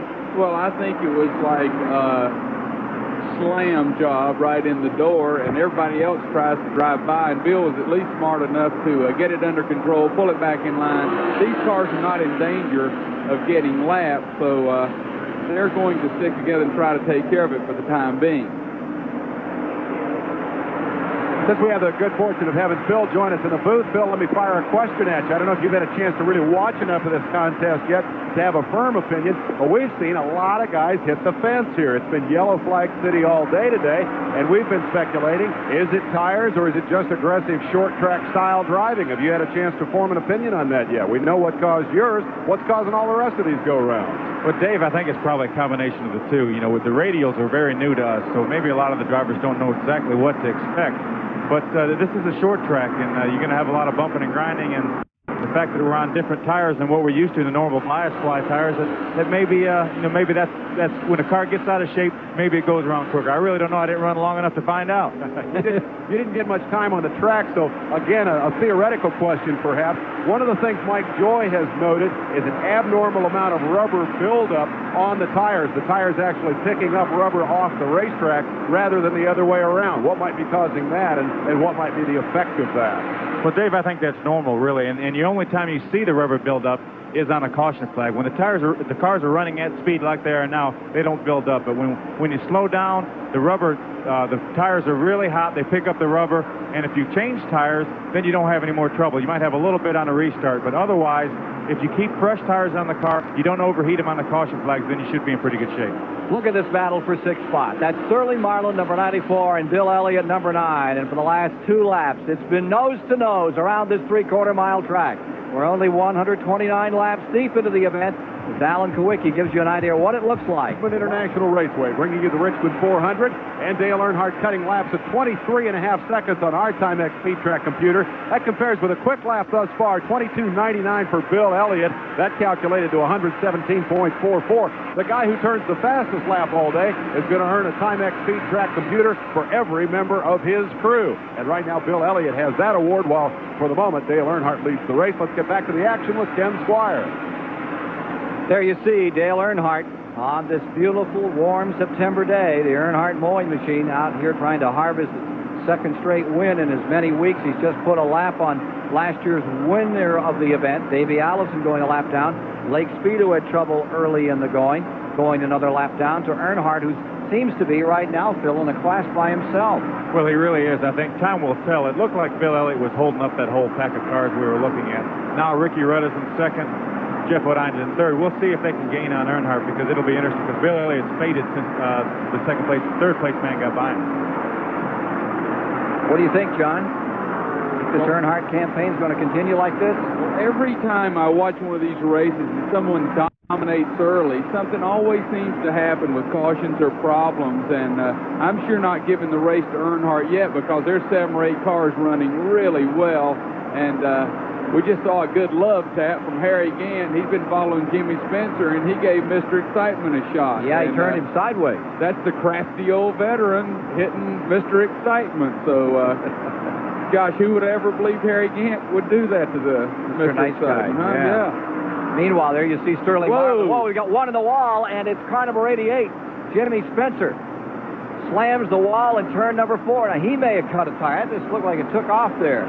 Sure, he was running awfully well. Something must have happened to Jimmy there, because he was running really well, and I would happen to be watching him, and nobody hit him from behind or anything.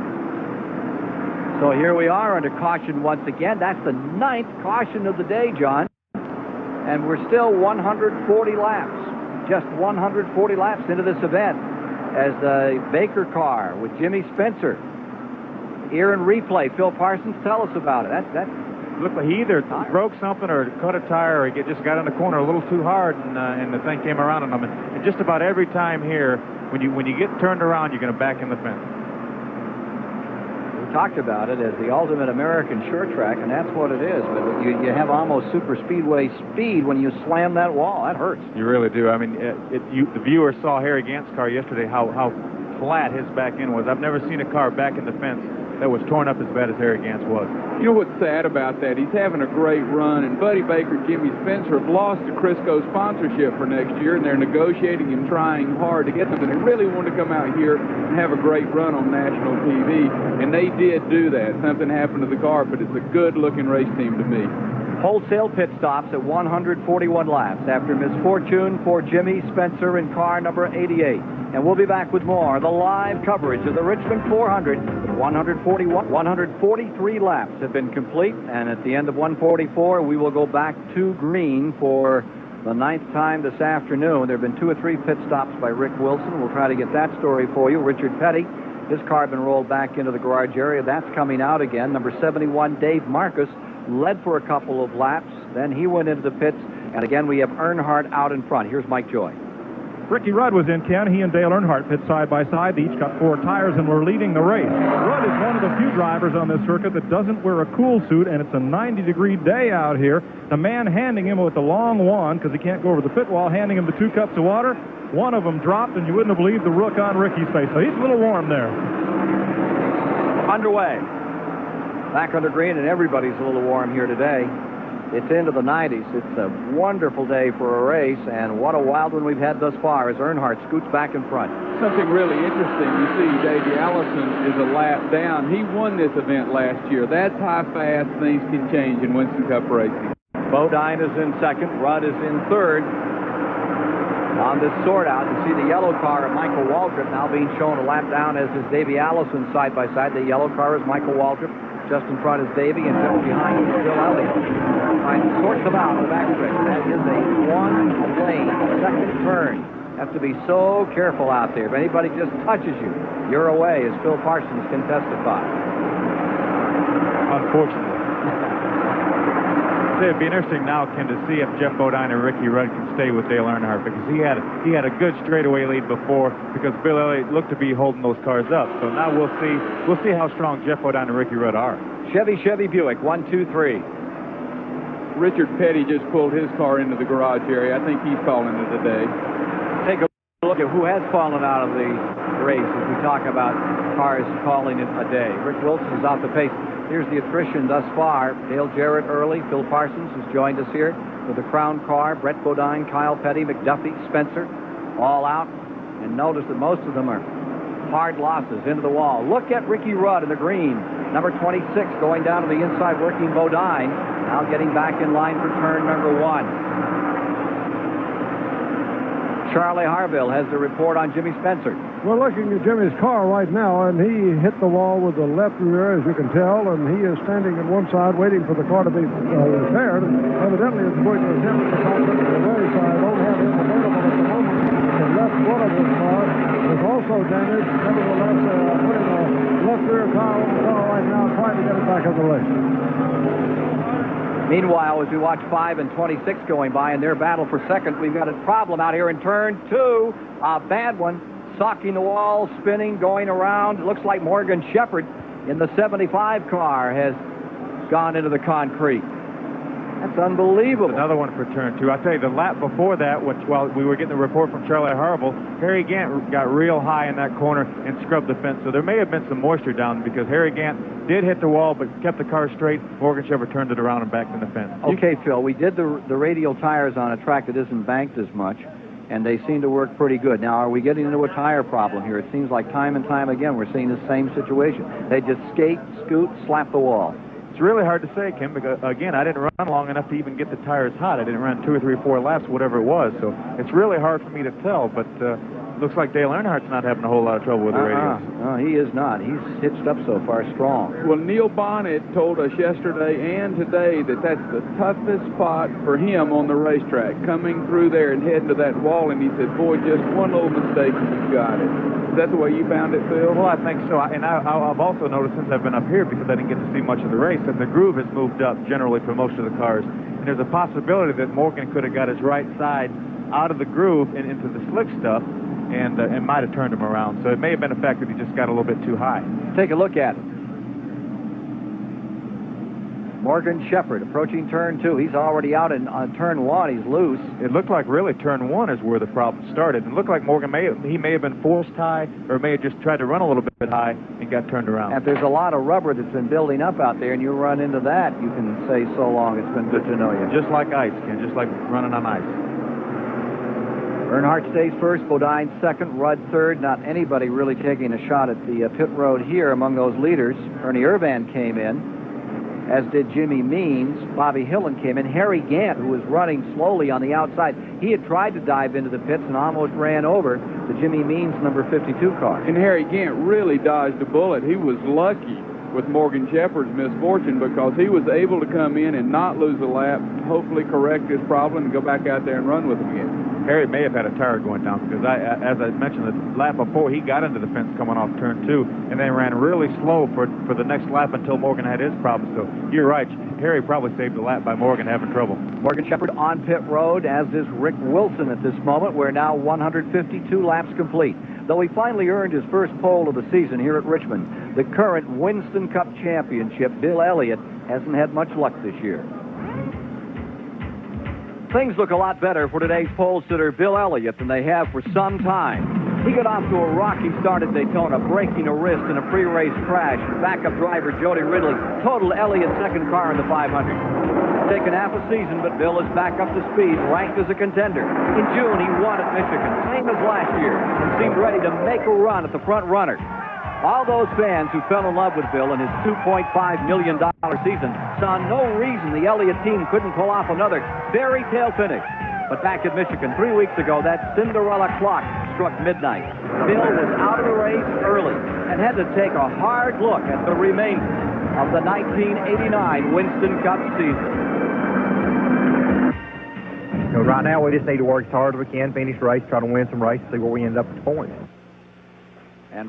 And right now, he is running in the 4th position with Ricky Rudd in the green, number 26, directly in front of him. Jeff Bodine running second, Earnhardt up on the point. Lap car number 83 down flanking on the inside, the number 9 car. Getting set on a restart, pace car ready to come in. Live coverage on the Superstation from Richmond. There you see those front 4. Let's see if number 9, Bill Elliott, as the green is extended by Harold Kinder, can find a way around. He cannot, and number 11, Terry Labonte, is right there to challenge. Earnhardt with just a tremendous leap off those starts. He sure has the gear to pull himself off on a restart and off those corners here today. By Bodine in second spot. Rudd running in third. Elliott in 4th. But here comes Rusty Wallace. That white car down on the inside is beginning to clamber up on the inside of number 9 Elliott. Here comes Rusty Wallace. The 27 car is there, trying to scoot through on the bottom. Sterling Marlin just stopped in front of a bunch of cars. He's coming around going into pit road, but boy, there were a lot of cars back there. They're racing side by side all the way around the racetrack, and this is usually when we'll have problems. And Sterling Marlin has a problem. You can see he's ready to call it today. Meanwhile, here's that number 27 car. There's a lap car, Neil Bonnet, directly in front of Wallace. Bill Elliott going around the outside, and there's where the scramble is. Okay. Elliott goes back into 4th, Phil, and it is Wallace back to 5th here now.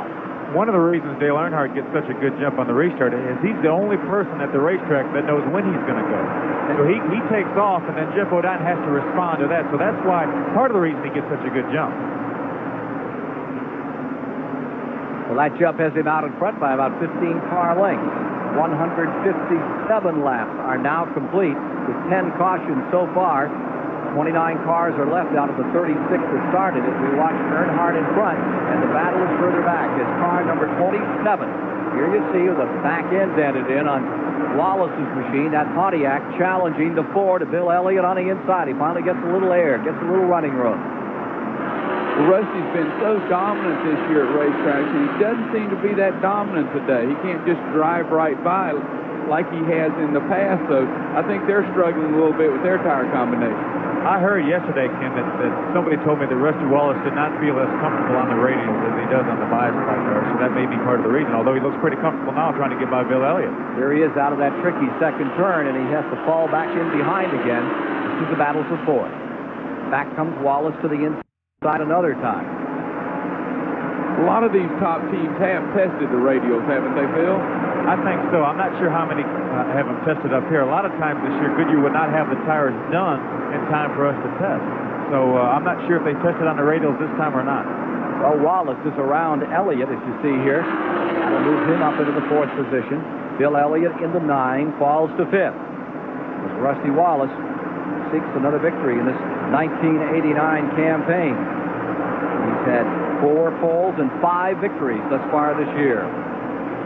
Last year, Wallace lost the championship because of a crash in the first lap right here. You bitter about that, Rusty? Last year, yeah, I lost the championship, but then again, I was bitter at that time. I was real bitter. The adrenaline was high. We were all pumped up. It was at the very end of the year. We were going towards a run at the end, and all of a sudden, bam, I lose 100 points in one race because of a wreck. So, but then I had to cool down, and after the year was over, I got thinking about it. I said, hey, that probably wasn't too cool to say. It was a racing accident. How bizarre, I don't know, but I could have lost the championship with a broken transmission at Pocono like I had. A freeze plug that popped out at Darlington at the beginning of the year. There's a couple different things that happened, but yeah, the Richmond race is one of them, and that's behind us, and it's all over. All you fans are wondering, what's going to happen to Rusty Wallace? Who really knows? There's a court case, all those kind of things. Johnny Rumor Mill has found out, and I think this is probably what's going to happen, that Rusty Wallace will be sponsored with, he will stay with Raymond Beadle, be sponsored by Miller for 1 year. At that date, he will leave and form his own team, and Miller will go with him, and that Miller is his sponsorship, and he's bringing that to the party, but he will stay with Raymond for 1 more year. Johnny, where do you come up with these rumors? I don't know, but let's read the paper and see if that doesn't happen. It makes me smart if it's right. If it's wrong, nobody remembers. Head of Hopper of the pit. Dale Earnhardt staying out in front and has a pretty good advantage over the second-place man, Bodine. Here you see that leader, Earnhardt, with now 165 laps in the book, and that's the big story if you're right, John. And my sense is that you may be about right on the nickel on that one. There are a lot of Miller people here this weekend at the track, and no one is saying anything about that. I tried to broach the subject to them. No comment at all. Well, what I love is there's another deal hanging on it. Pennzoil wants him also. If he stays with the Miller deal, then Pennzoil's going to go with the Bobby Allison deal with his new team with Mike Alexander. So you heard it here first, folks, at Johnny's Rumor Paper. Sounds like a soap opera to me. I know this. Here you see the 27, and that is in 4th place, the man we're talking about, Rusty Wallace, who's been in the courts, in the papers, in his battle with his car owner, Raymond Beadle, about what he was going to do. All kinds of numbers being mentioned in that lawsuit, but it looks like they may be together. Sort of an odd couple for another year. Earnhardt continues to lead over Bodine. All Earnhardt's race as we get toward the halfway mark, 106 Speedway, and CBS Sports is live as we follow Alan Kulwicki's progress around the racetrack. Kulwicki good enough to get that car back out there so that we could get those onboard camera shots and get a look at the action here. He had an early crash that has dropped him down to 24th in the running order. Here in the STP Pit Communications Center, got to be impressed with Dale Earnhardt. Here's a guy in the middle of a tight battle for the championship, just some 75 points ahead of the 4th place man, Rusty Wallace. What's Earnhardt do? He goes out and splits. He has totally dominated this race while Wallace has had to play catch-up all day. The heat is on for the championship. Here's the guy on the move. These two guys also on the move. Jeff Bodine will drive Junior Johnson's car next year. Ricky Rudd will drive Jeff Bodine's car. A lot of shaking going on in terms of who's going to do what next year. Right now, the only shaking is being shaken up by Dale Earnhardt out front. Let's go back to the action with Ken Squire. It's a 25 car length advantage, Dave, by which Dale Earnhardt commands this race. Bodine is second, Ricky Rudd is third, Rusty Wallace up to 4th. Remember, he was penalized early in the race, had to go dead last. He fought his way back through.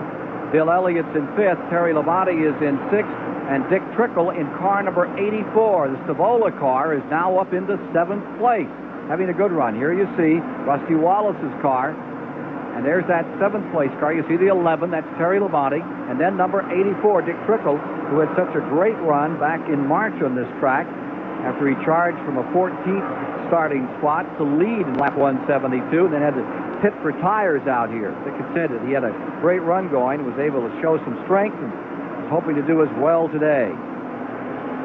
Ken, Morgan Shepherd just pulled his car in the garage area, and Michael Waltrip came down pit road, and they looked under the hood, lost a lap or so, and he came back out.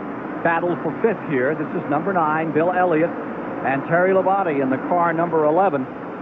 The Junior Johnson, number 11. Remember that Junior won 8 times on the old half-mile track here, and Terry Labonte would like to give him his first victory on the 3/4-mile track. Had a great start today and running very consistent.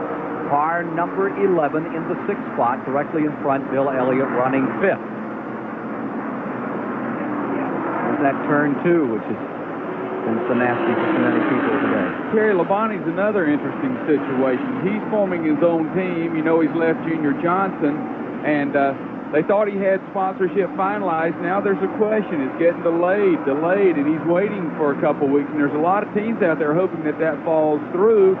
Maybe Richard Jackson trying to get him to replace Phil Parsons, who recently decided to go to the Kodak car. Well, I have, Johnny. We made the announcement this week, as you will know. I'm really excited about it. Larry McClure and Tony Glover and Ron Pittman, all the guys are really excited about next year. But I hated to end today on such a sour note with an early crash. But we're going to do all we can do the rest of the year to win a race for Richard Jackson and Crown and Skull. Here you see Terry Labonte maintaining 6th spot. Terry, what's your biggest concern about racing here at Richmond? I think the first thing that you got to be aware of is turn 1 is a little deceiving. It appears that you can drive down in turn 1 a little bit farther than you really can. If you get in there too deep, you can get in trouble. Here's that number 11 car. That is Terry Labonte. And number 2, Ernie Irvin, had a great run going today, is now into the pits. Number 11, Terry Labonte, maintaining 6. Here's Ernie Irvin behind the wall. Looked like he blew an engine. He started smoking coming down the backstretch and then pulled in. It looked like he must have blew an engine. Earnhardt stays in front. Bodine maintains 2nd. Rudd is in 3rd.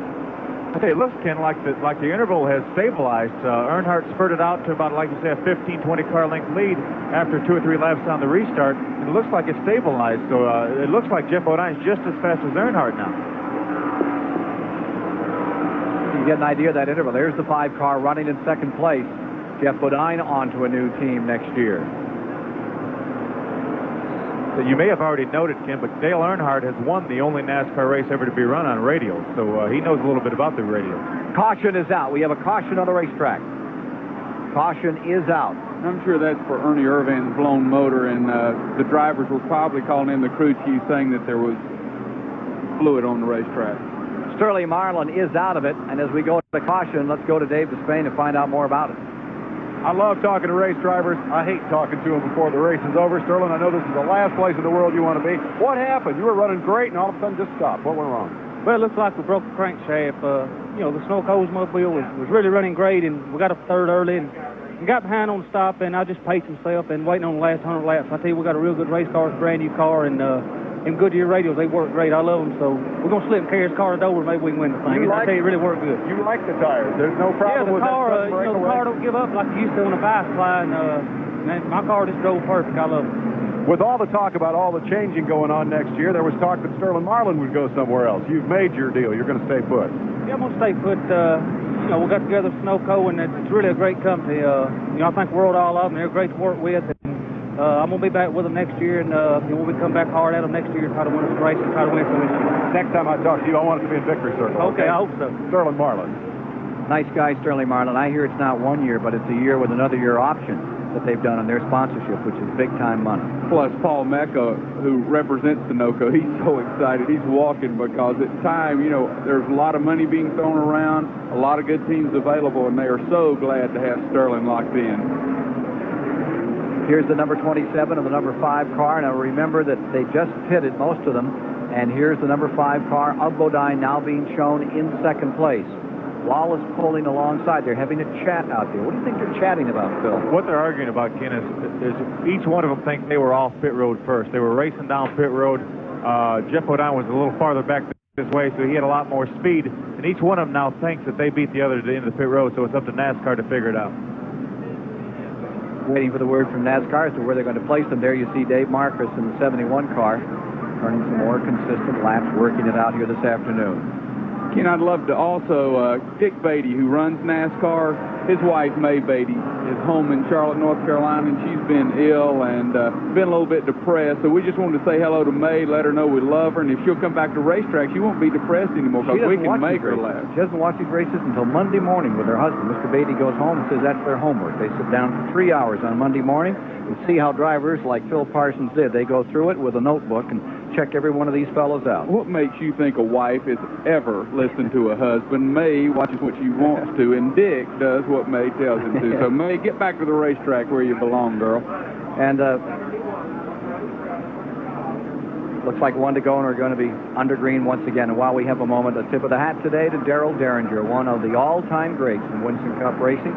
Hope you're watching today and hope you're enjoying this race. Darrell, this is your kind of race, and Derringer's kind of racetrack. This is where he used to turn them sideways and turn them loose. He was one of my heroes, I'll tell you that, and I still love him, and boy, I hope he gets well. And so do we all.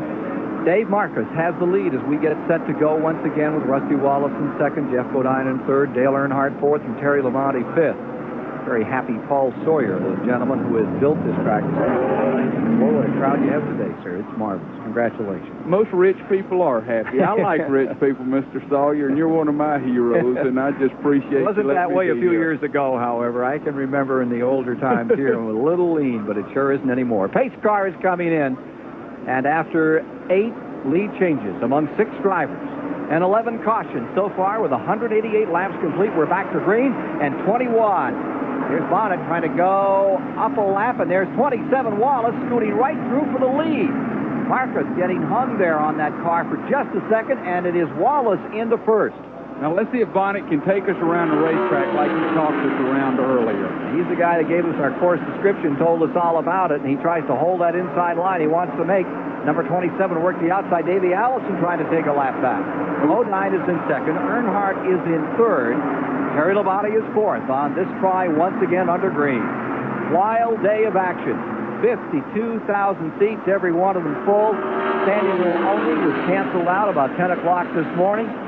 It is a record crowd in Richmond, Virginia, as you watch on the Superstation, one of America's great NASCAR classics. 400 laps on a 3/4 mile track, and Wallace is pinned into some of the competition up in front. And here's number 11. That's Terry Labonte. He's running in fifth. Elliott there with him. Ricky Rudd in that scramble a little further back. Up in front, Neil Bonnet trying to stay in that lead lap, but now 27 is down on the inside, going beneath it. 3 wide going into turn 1. Dick Trickle on the inside. Dave Marcus backs out and only makes 2 wide. Wild action all through this first and second turn area, and of course that turn 2 is the one they say is one groove. Look at Neil Bonnet not wanting to give up a shot at making up his lap. Stays right there. What a show he's putting on with Wallace. Wallace is the new leader. Neil Bonnet trying to get back up in that lead lap. Both of those cars are really shaking, and the 21 car of Neil Bonnet and the 27 car of Rusty Wallace. What is really neat, Neil is not giving up, and we said earlier, Rusty's car is just not hooked up like it was earlier. Earnhardt and those people are coming to the front, and there's been a caution every 20 or 30 laps, so Neil knows if he can get out front, he can get that lap back. And he is running 17th over on the field, the leader 1 lap down. 17th overall in the race. Trying to get his line back. There he goes for it again. Back straight away. 17 turned out, and Neil Bonnet is back around again, and almost getting touched here by that number 27. I tell you, Neil Bonnet's a lap down, but he sure looks like he has a strong race car. Right now, he's made the lap up, but he's in the tail end of the lead lap. Very tail end. And he's about to get the tail snapped as number 27, Wallace, digs in at the bottom of the racetrack. Tries to put him a lap down again as they go to turn 3. Phil, let me ask you a question. In a situation like this, why would Rusty push it so hard and take a chance of wrecking his car or having a trouble when he's comfortably in the lead and he's fighting tooth and nail with Neil Bonnet? Why would he do that? I think he's having fun, Johnny. That's what it's all about, racing side by side. I think he's having a ball. I always wondered why you guys did that.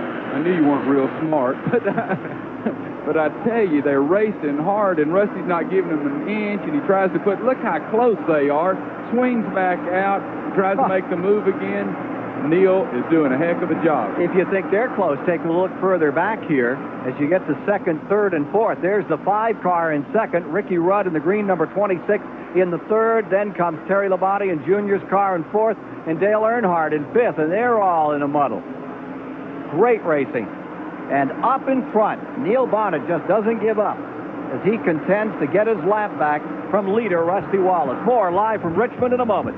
At Richmond, Virginia, Derek Cope of Spanaway, Washington, and the Whitcomb car number 10 has gone back behind the wall. Dick Trickle has gone up a spot into 6th. And as he does, Bill Elliott now finds himself contesting with car number 51, Butch Miller. That's a good struggle back there. They are having their own little war.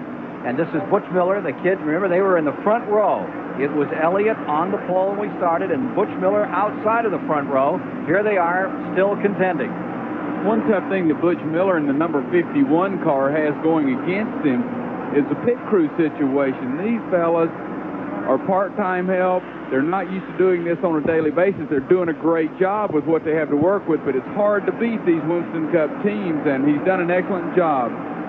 Number 6 car slowed on the backstretch. It looked like he had bounced off the wall. A little smoke coming out of Michael Waltrip as well in car number 30. Here you see that 9 in the 51 as Miller continues to contend out here today and stay in the top 10 in his run. Got a great battle going with Mike Eddy out in the Midwest. He comes in here trying desperately to show off. Well, why wouldn't somebody pick up on him? This driver in the car number 51. Oh, I think they will. I believe the best opportunity to get a ride in Winston Cup racing is to be here, get to know people and see them. Not many people know Butch Miller. We'll get back to him in a moment. Look at car number 11 going down to the inside, trying to put a lap on Neil Bonnet and get a little closer to number 5, the second-place man, Bodine. Ricky Rudd has tripped back a spot, as you see, 211. And here comes Rudd right back on the inside as they work around Neil. Almost backs into him here out of turn number 2, that very tricky second turn. It's Bodine, 5, second, then number 11, Labonte, 3rd. Number 26, the green car, Rudd, is 4th. And in 5th is Earnhardt. The leader now is Wallace. And Wallace is pulled away from the field. Similar to what we saw Earnhardt do a little earlier, Phil Parsons. He sure has. Once he got by Neil Bonnet, he was able to put the distance between he and Jeff Bodine, because it took Jeff Bodine a long time to get by Neil Bonnet along with Terry Labonte. Neil's got a good car. He's just not quite as good as the leaders right now. Car number 51. There's Butch Miller, who says this track is a lot like all the short tracks we run out in the Midwest, except this thing's a whole lot faster. Here's Charlie Harville.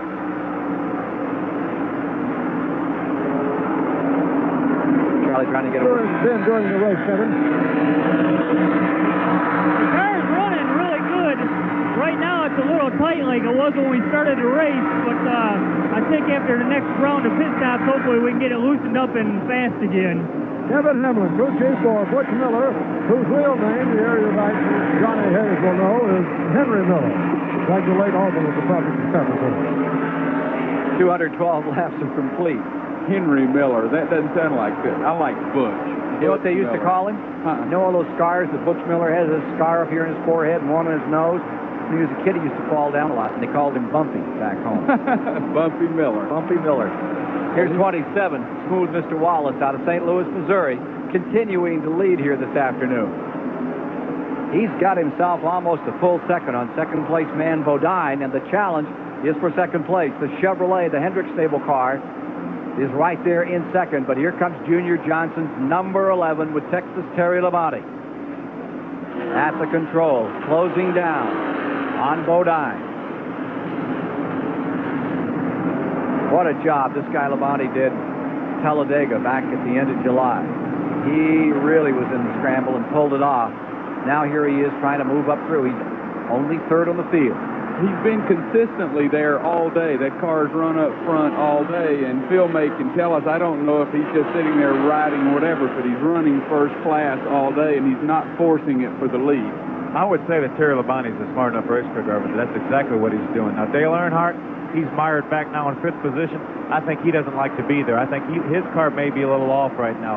Not the dominant car it was before this last caution flag. But Terry Labonte is smart enough to save his equipment. Not saying Dale Earnhardt's not. But when Dale Earnhardt can lead, he's going to lead. Terry Labonte was probably content to ride 3rd and look for the end of the race. What has backed that number 3 car up? What slowed Earnhardt down? I really don't know, Ken, unless he got beat out of the pits. So that crew doesn't get beat very often out of the pits. They may have made an adjustment to the car to try to make it a little better, and it may not have worked. That may be why he's 5th, because otherwise it would have been awful hard to beat him out of the pits. Phil Parsons has joined us. He socked the wall early on, and the race was just underway, hard up in turn number 2. Get black and blue out of an incident like that, you feel it the day after? Not really, and that wasn't too hard a lick, really. The car, the rear end housing took the whole lick. It really wasn't the wall that really did all the damage. It was the other car that hit the rear end housing and just bent the housing. So it really wasn't a hard lick, and I won't feel a thing tomorrow. Well, there's the Earnhardt number 3, Phil. It's maintaining that 5th spot and not picking up much ground on those leaders. The leaders are Wallace first, Bodine second, Terry Labonte third, Ricky Rudd is in 4th. With 219. Richmond International Raceway, the Richmond 400 now past the 200 lap halfway mark. And let's take a look at our Goodyear mid-race report and bring you up to date on who's done what so far. Standings, first of all, showing us with 200 laps complete, an average speed of just 80 miles an hour. A lot of caution. Look at that, 11 cautions for 64 laps in the race. So of the 36 that started here, only 24 remain. A lot of attrition in this event. A lot of yellow flag activity. And we are going to have another one right now, it appears. We'll wrap up the rest of our mid-race recap in a moment. Let's find out who's brought out caution number 11. Bonnet and Schrader at lap 226 have crashed in turn 2. Bonnet the lap down. Schrader had just gone by Bill Elliott, moved up into 7th position. And now that car, you can see damage to number 25 Chevrolet. Schrader trying to get back into the pit area, and again, it's that turn 2 area. This is just an example of Neil got a little loose, got into Schrader, and turned him around. That really wasn't the racetrack. Neil just got a little loose on the inside of Schrader and turned him around into the fence. And that's right where Neil told us was the toughest place for him to get through the racetrack, and his breakaway easy. Elliott sneaks through on the inside, almost got collected by those spinning cars, and he continues on his way. Again, the drivers are using this opportunity to get on pit road. That is the 12th caution of the day. You're going to need a computer to add up the laps under caution here this afternoon. 10 lead changes among 7 drivers thus far. 36 cars started. 24 remain on the field in our live coverage of the Richmond 400. Back to Dave DePayne. And my computer tells me, before we were so rudely interrupted, that we're now working the 65th lap of caution in this race. And let's pick up the rundown here. Wallace has emerged as the leader. Earnhardt, down in 5th spot, had dominated it early, while Rusty ran about 5th. Now they've swapped roles, sandwiched in between Phil, Bodine, Labonte, and Rudd, and that has been fairly stable. Dick Trickle, Bill Elliott, who sat on the pole, Butch Miller, who was on the outside of row 1, Kenny Schrader before his crash a moment ago, and Harry Gant rounding out the top 10 again at mid-race. That was at the 200 lap mark if you've just joined us. It's been a magnificent day for racing here all afternoon long, and these 52,000 folks are just eating up the action here, as it has been a spectacular, a crash-marred, but certainly an exciting Richmond 400. We're enjoying bringing it to you, and I got a feeling that we're going to see every bit as much action in the second half of this race as we did in the first half. That's the Goodyear mid-race recap of what's happened up until now. As we prepare to go back to a green, let's go back topside to Ken Squire. Now the field getting filtered through the end of pit road here. Michael Waltrip has been showing some smoke. He's back on the track. Directly below me is the Donlevy car number 90. And that car has Lenny Pond aboard today. And what a response he got when he came on the track this morning. Big favorite here in the Virginia area. Long-time campaigner. Good to see Lenny back. Now another thing for Johnny's gossip column. I happened to be at the International Hot Rod Association in Indianapolis. We had great racing up there. What did you learn? An inside story. Paul Candies of Candies Hughes from St. Charles Parish, Louisiana, bought property in Mooresville, North Carolina, and may plan to start a Winston Cup race team next year. Look for that to happen. Like Raymond Beadle and Kenny Bernstein. Well, we're back under green. Here we go with Wallace out in front. Terry Labonte in the number 11 is in second place. There's a lap car, Davey Allison, in between them. Then in the 3rd spot is number 5, Bodine, hanging in, having a great afternoon. 4th is Ricky Rudd. 5th remains Earnhardt. Bill Elliott's back to 6th. Gant is up to 7th. Dick Trickle stays 8th. Darrell Waltrip 9th. And Butch Miller rounds out the top 10. We're at 229, 230 next time by. Again, we had a driver change in the 16 car. I'm not sure who got in it. Maybe one of the pit reporters can check on that. But he came in with 1 lap to go, and they definitely changed drivers. Driver change on Larry Pearson, and they're continuing to work on number 25. Let's go to Richard Childress. I'm standing by with Richard Childress, the car owner for Dale Earnhardt. You fell off the pace there for a while, Richard. What happened? Well, Dale's just really hot inside the car right now. You know, we was trying to get him some air ducts and stuff on the car. Got beat out of the pits, and right now we're just trying to hold on. We can get him back in here and try to get him cooled down some. I thought I saw you change the wedge a little bit on your last spot. I didn't. Yeah, we're trying to tighten the car up for him a little bit, too, but right now he's so hot in the car, you know, and we're just trying to fix that. That's Richard Childress. Back to another part of the pitch and Mike Joy. Charlie Ernie Irvan has just gotten in relief of Larry Pearson. Since Pearson is a rookie contender, NASCAR initially said he could not have a relief driver. Then they relented after the race got past the halfway point. So Irvan is in that car, and Ken Schrader has just driven his battered Chevrolet into the garage area. Thanks for that report, Mike. That was the update we were looking for on the 16 car. There he is. Ernie Irvan is now taken over in the 16. Meanwhile, up in front, the complexion beginning to change a little at 233 laps. As Wallace continues to lead, and Labonte lies second with Rudd third, and Bodine fourth. That change is Rudd up into third. And all of a sudden, Earnhardt is on the move in the number 3 car. Earnhardt is beginning to show some strength again as they come out of turn number 4. Here he is around Bodine and around the lap car of Allison. That's Earnhardt on the move. He's up to 4th. I tell you, Ken, you know it's hot outside, hot in those cars when Dale Earnhardt gets hot. Bodine falling to 5th. But he wishes he had that cool suit today. He's not very comfortable in those things, is he? He doesn't like them. No, I think there's really very few cool suits out there today. I didn't wear one. I know I talked to several other drivers that didn't wear one. I think, you know, we get our minds set. It's going to be hot. We're going to do it. It's going to be no problem, and we just don't put them on. It's 94 degrees outside. What is it inside? I would think probably 110 to 120 degrees. He roasted like a chicken after 4 hours out there. Well, I'm not sure. I only ran about 4 minutes, so I'm not really sure how they're feeling. I never said they were smart, Ken. Rusty Wallace out in front. Terry Labonte in second. Ricky Rudd in third. Phil Parsons is joined. Johnny Hayes up top side. I'm Ken Squire. At the SCP Pit Center is Dave Spain. And Charlie Harville, Mike Joy down along pit road to bring you the action. 2:36 down. Wallace in front, but about to be challenged. We'll be back with Ken Schrader became a die-hard Charger. With 1 lap to go in his 125-mile qualifying race for the Daytona 500, Schrader had his number 94 in the lead. In his mirrors was the mighty number 9 of Bill Elliott, winner of the Busch Clash and holder of Daytona's lap record at better than 210 miles per hour. But Schrader wasn't about to knuckle under. In the final dash to the checkered flag, Elliott edged out front, but Schrader dove low to take his first NASCAR victory in a photo finish, stamping Ken Schrader as a die-hard Charger. Sears Die Hard. More power when you need it most. Well, of course, Kenny Schrader just got punted into the wall when Neil Bonnet spun wide here, so he didn't get to charge as much as he'd like to have here today.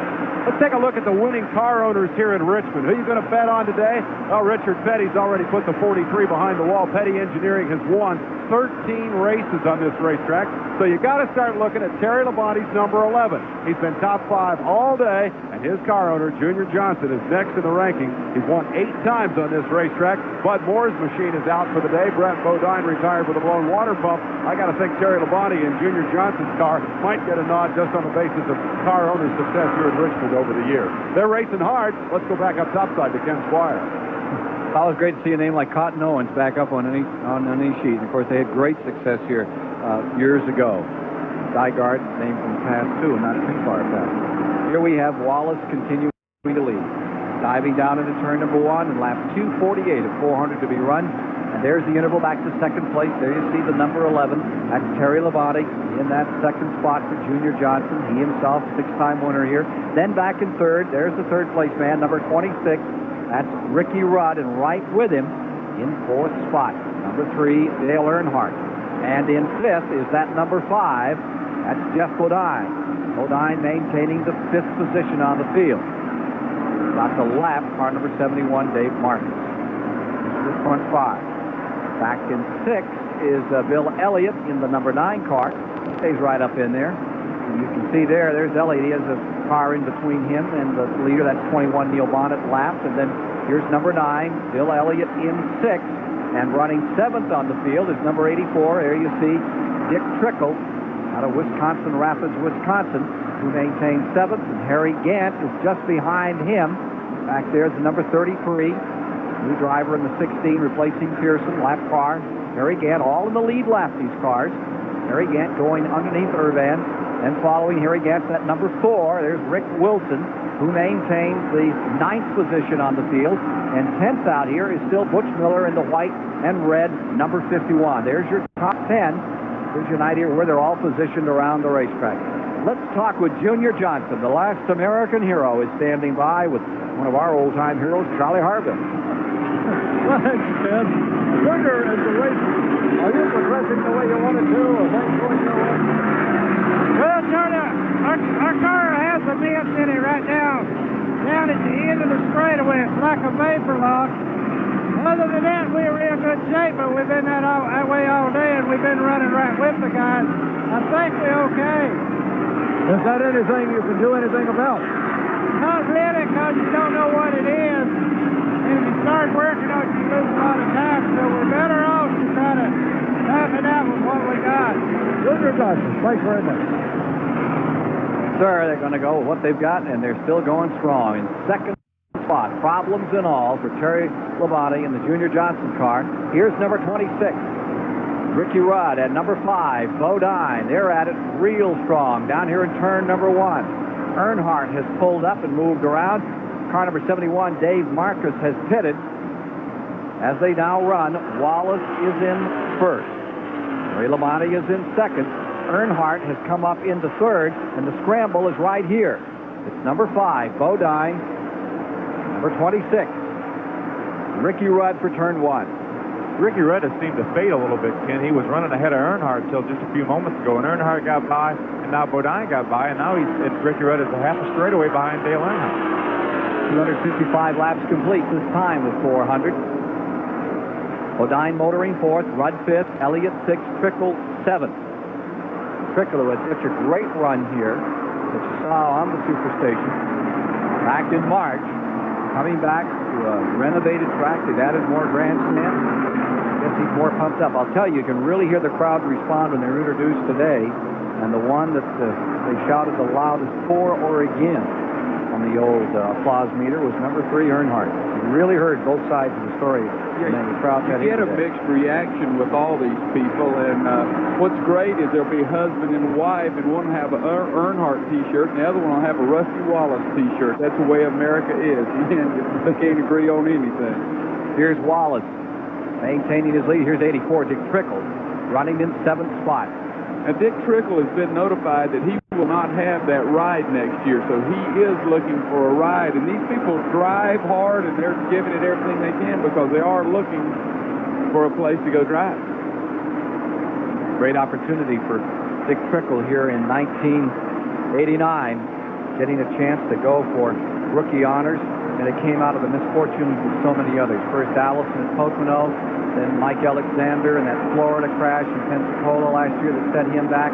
Trickle became the man to step in and do some relief driving. He's been there all season. And as they battle, here's a guy that's well up in years but still fighting for rookie honors in the Winston Cup campaign. Now we show 259 complete. And we're back with Rusty Wallace up in that front-running spot.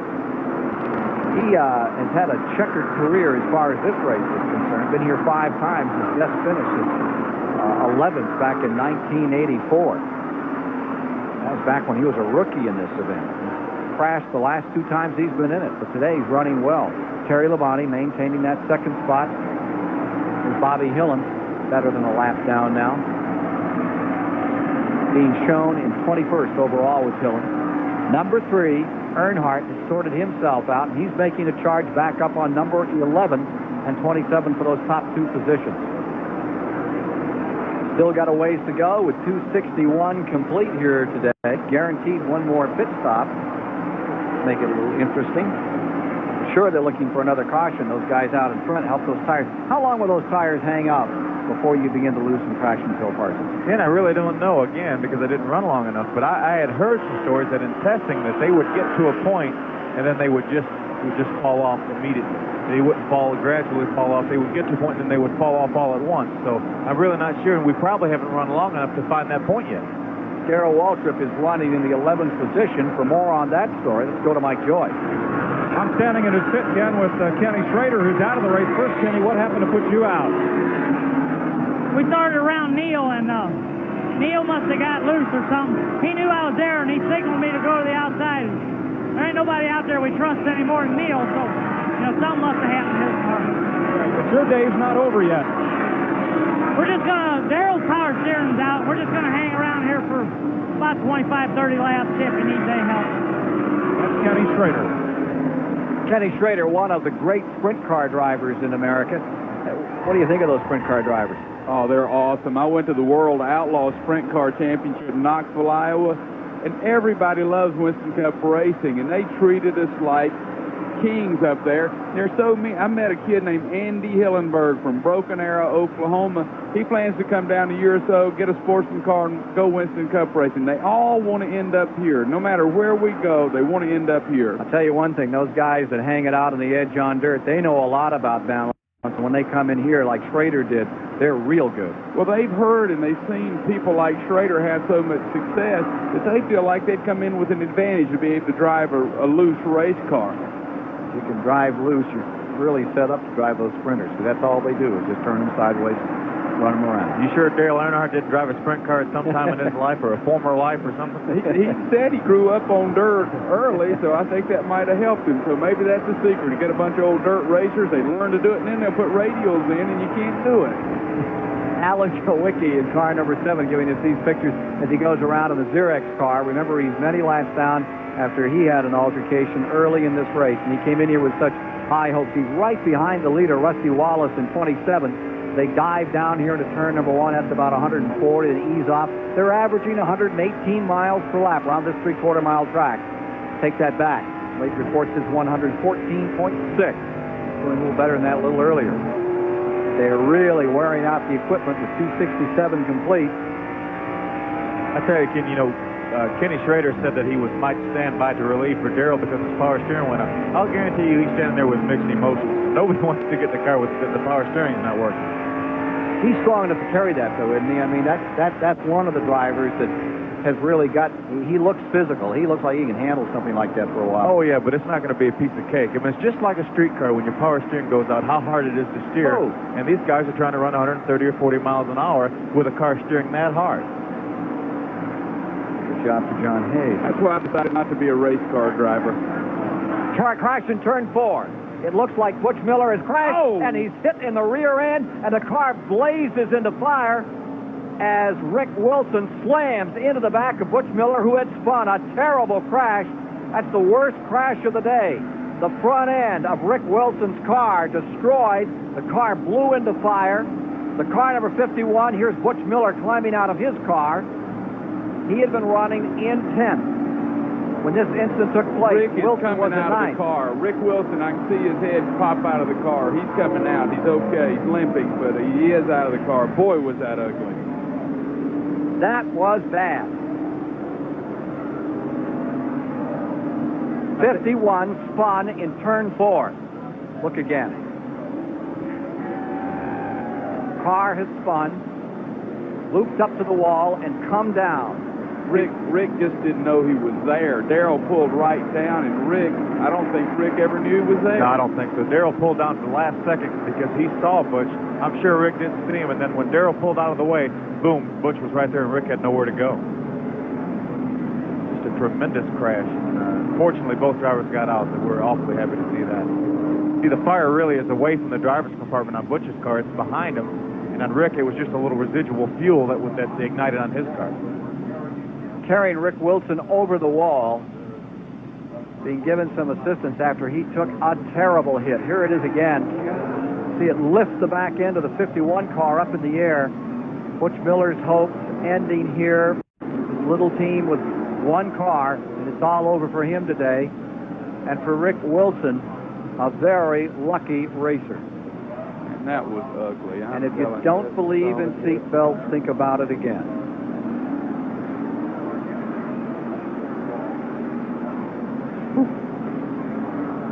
271 laps are complete.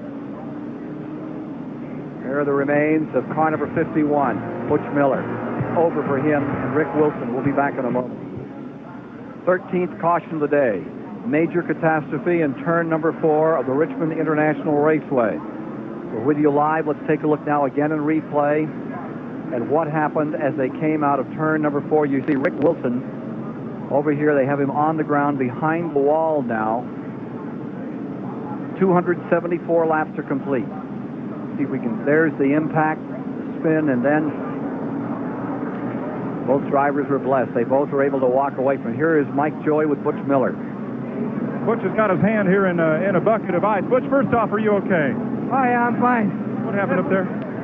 Well, I've been fighting a brake problem since lap about 5 or 6, and I'd been pumping the brakes, you know, and if I pumped the brakes the full length of the straightaway, I would have brakes by the time I got to the corner. Well, surprise, surprise, when I got into 3, I had none. You had a super run here today. You'd be congratulated on a great race. Sorry it had to end up this way. Thank you very much. I know you'll be back. Oh, we'll be back. That's Butch Miller. Butch Miller, the car number 51, the whole back end gone off that car. Rick Wilson down on the ground. We saw him walk away from the car and then be assisted by 2 members of the Morgan McClure team back over the wall. Here's the remains of the Butch Miller car being picked up by the safety crew here at the Richmond International Raceway. We're showing 275 laps complete, and Johnny Hayes was saying that caution. You had a crash just exactly like that up in Caraway, Phil. I sure did in Asheboro, North Carolina, back in 1982. Here we see administering to Rick Wilson here for just a moment. We'll get back to you in a second. Let's hope that he's okay. The good news is we did see him walk out of that thing. It could take him some extra time with him, some precautionary measures with Rick Wilson. Charlie Harville, what's happening down there? Giving him oxygen. Can you give us an update? I can. They are giving him oxygen, and I have not been able to talk to the doctor or to the emergency team, but they are working on him right now. They've removed his shoes, and he's leaning against the pit wall and is being given oxygen and probably suffering from the heat more than anything else that happened to him. And he's very alert, is talking to the doctor right now, is quite alert, taking deep gulps of the oxygen, and evidently is not in any pain, and evidently is all right. Johnny Hayes? Well, a lot of time, he breathed a lot of smoke, and the fire was in there, too. And they also, a lot of time, will give you oxygen just as a precaution to make sure you got good fresh air in your lungs. There you see the remains of his car going from 100 miles an hour to 0 in about 10, 15 feet as he slammed into the back of car number 51 with no place to go. Waltrip was on the inside. Waltrip had taken the evasive move. He got through. Rick Wilson did not. You had the similar crash at Caraway. I was following Butch Lindley, who's now in a rest home in South Carolina due to a racing accident. And a car had stalled against the backstretch wall. At the last second, Butch dodged to the inside.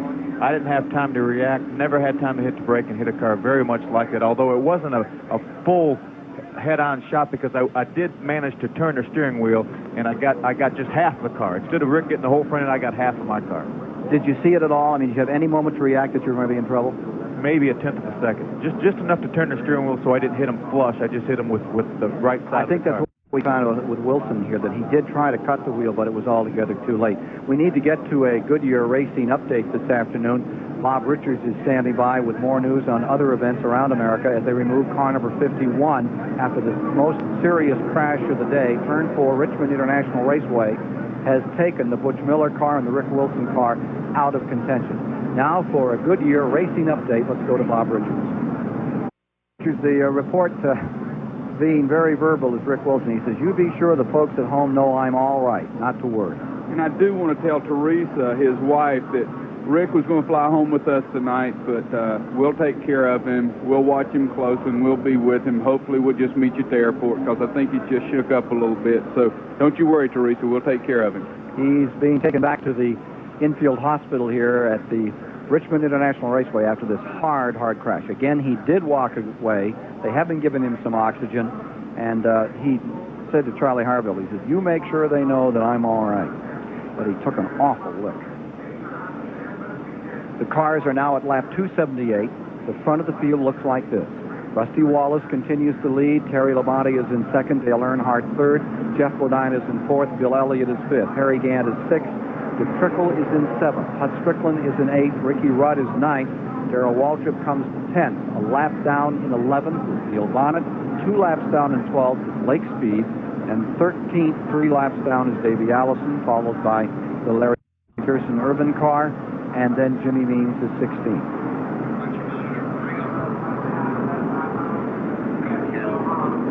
Next on the Superstation, the All-Pro Auto Parts 500. Charlotte Motor Speedway, the track in America. Mile and a half.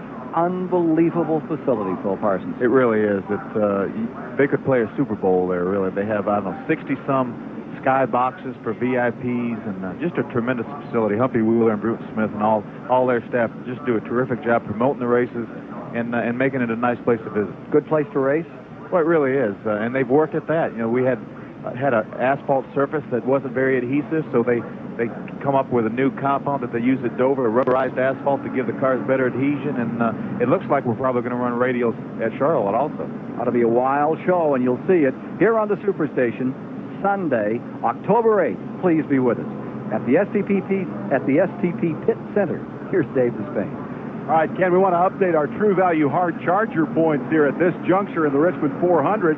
Dale Earnhardt still sits atop the stack. Keep in mind that in the overall standings, the race for $50,000 in year-end True Value money, Rusty Wallace is the runaway leader, but Wallace has had to come from the back, and while he has been leading of late, it is Earnhardt who is piling up points at the rate of 5 per lap early in the race, and as a result, he is sitting atop the chase for the $1,500 award that will be given away today. Bill Elliott has been very consistent all day, as has Labonte, Bodine, and Rudd, so they're second through fourth in the standings, but Earnhardt piling up points every lap has been the hard charger here at Richmond. Question now is whether he can charge back up to the front, get himself cooled off. We understand the problem for the guy they call Ironhead, who is certainly one of the iron men of this sport, simply overheating in the cockpit today, and that's unusual for a tough guy like Earnhardt. So he's not out of it, but he sits at the top of these standings for the moment. Let's get back to green flag action here. There you see Earnhardt. You see the left door. The right door, when you look at it, has a big dimple in it now in car number 3 as Earnhardt settles in third spot. Lap cars pulling up. And Darrell Waltrip is 1 lap down. The 17 car you saw going by is in 10th spot, a lap down. 9 cars in the lead lap. Wallace leading, Labonte second, Earnhardt third as we go back to green. When they come around, they'll complete 282. Fourth is Bodine, fifth is Elliott, sixth Gant, seventh Trickle, eighth the rookie Hut Strickland. That's the second rookie. Trickle also treated as a rookie. And ninth is Ricky Rudd. Ready for the start. Here you see Wallace from the point. Terry Labonte, who's driven a consistent, smart race all day, stays right there with it. Down to the line. I wonder if Darrell Waltrip spent some extra time fixing his power steering problem, because he wasn't a lap down, I didn't think, but now he is. So he may have took some extra time to fix that power steering trouble to try to go on to win the race. If we can get a report from Charlie Harville or Mike Joy as to the conditions of power steering of Waltrip's car, that might prove interesting. Taking some extra time to try to get that car sorted out. Look at Wallace bust away into the lead. Terry Labonte line. Whoa, right in front of us. Davey Allison spins it big right in front of us. Down across the line. He's in the grass, keeps going, no caution. No yellow. He didn't touch anything. He just came off of that turn sideways and went around. So no one hit him. He just lost it. No caution flag. We're still racing. And out of the turn, here is 27-year leader. Right behind him, there's number 11, Terry Labonte, trying to close time. Again, Wallace got a great start, got a terrific jump. Out in the back is car number 26, Ricky Rudd. Here's the replay of what happened to Davey Allison. Looks like he just lost it. Looks like the car just got a little bit loose. He may have got some of the speed dry left from the accident we had moments ago, and he just looks like it just got around on him. I think that's exactly what happened, because there was some stuff. They tried to blow it off, but you can still sit on the racetrack. He's back underway and okay. Davey Allison, who's been running in 13th, 3 laps down. Leader continues to be number 27. Mike Joy can give us an update as we watch this battle for the lead. Again, they thought they might pit Davey Allison after that spin, but he says the car's okay. Darrell Waltrip reports his power steering cup is working once again. And on the last lap of that caution, Ricky Rudd made a move that may be pivotal. He made a pit stop for gas only. He was the next to last car in the lead lap, so lost very little track position. But with that gas stop on lap 180 or 281, he may be able to stretch and go the distance if we stay caution-free. That chance. Here's Ricky Rudd, currently running 8th, and he is closing on Trickle. He is moving in now. There you see number 84 and the number 33, Harry Gant. Gant is your 6th place runner. Trickle is in 7th. And in 8th is Ricky Rudd in that combination of 3 cars. A record crowd watching this event today. Terry Labonte has run down Rusty Wallace. And we may see it's a good fight for the lead, and Dale Earnhardt's just within striking distance, too. Here's the 27 out in front, closing in is 11. And we've got trouble up in turn number 2. It's Urban in the 16 car that had been running in 14th position. And they've taken the back end off that one. There it is. It's become a demolition derby out here today. Caution 14. Do you believe it? That's getting up towards a record. Like you said, they go around, you're going to tear the back end off your race car. There's just nothing you can do. There it comes back on replay. Boy, he hit it hard. Just got out of the groove, and boom, it just shoots up there. Got a Reckham record here today. 14 cautions. That spin and crash on car number 16 eliminates another one. Well, Wallace holds on up in front. The fans have not been able to sit down the entire race. You notice they're all standing. They've had to stand the whole day. I think they're ducking a lot over there in turn 2. Every time they come around, there's somebody else backing into that wall. They repainted the walls last night after Bobby Hamilton won the Grand National race, but it looks like about a year's abuse as you look around here now. They're all carved up. Mike Joy.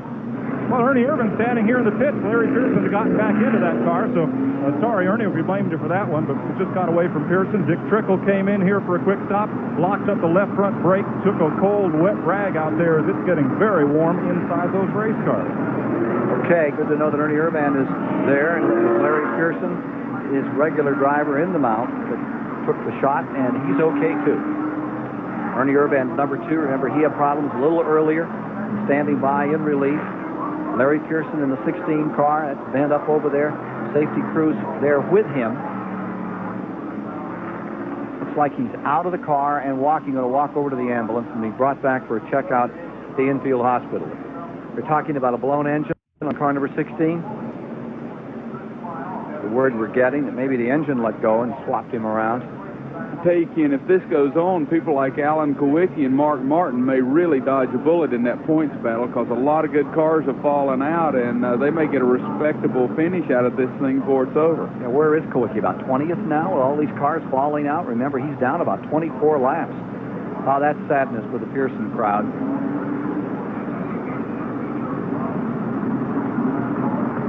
Meanwhile, Rusty Wallace stays in front. We're at lap 290. Last year, Rusty Wallace made a late-season charge that nearly carried him to the Winston Cup Championship. He's trying to do that again. He has a lot on his mind. The Rusty Wallace story is a common one in big-time sports. It's off the playing field and into the courts, asking to break a contract which has a year remaining. Rusty and owner Raymond Beadle have been battling each other, and key members of the crew have been forced to choose whether to stay with the owner or go with Rusty.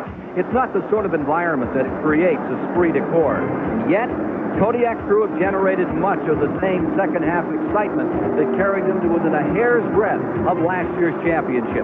They've won 3 of the last 4 races and have closed to within 73 points of leader Dale Earnhardt going into this Richmond 400. While Wallace's hell for leather style on and off the track have led to a love-hate relationship with the fans, you can't help but admire Rusty Wallace and his team for their ability on Sunday afternoon. If everything stays together, then we're going to rock and roll, and that's what we're doing now. We're just staying on it and going, and the championship is in our eyes. The only way they're going to beat me is if I break down, and we don't plan on that.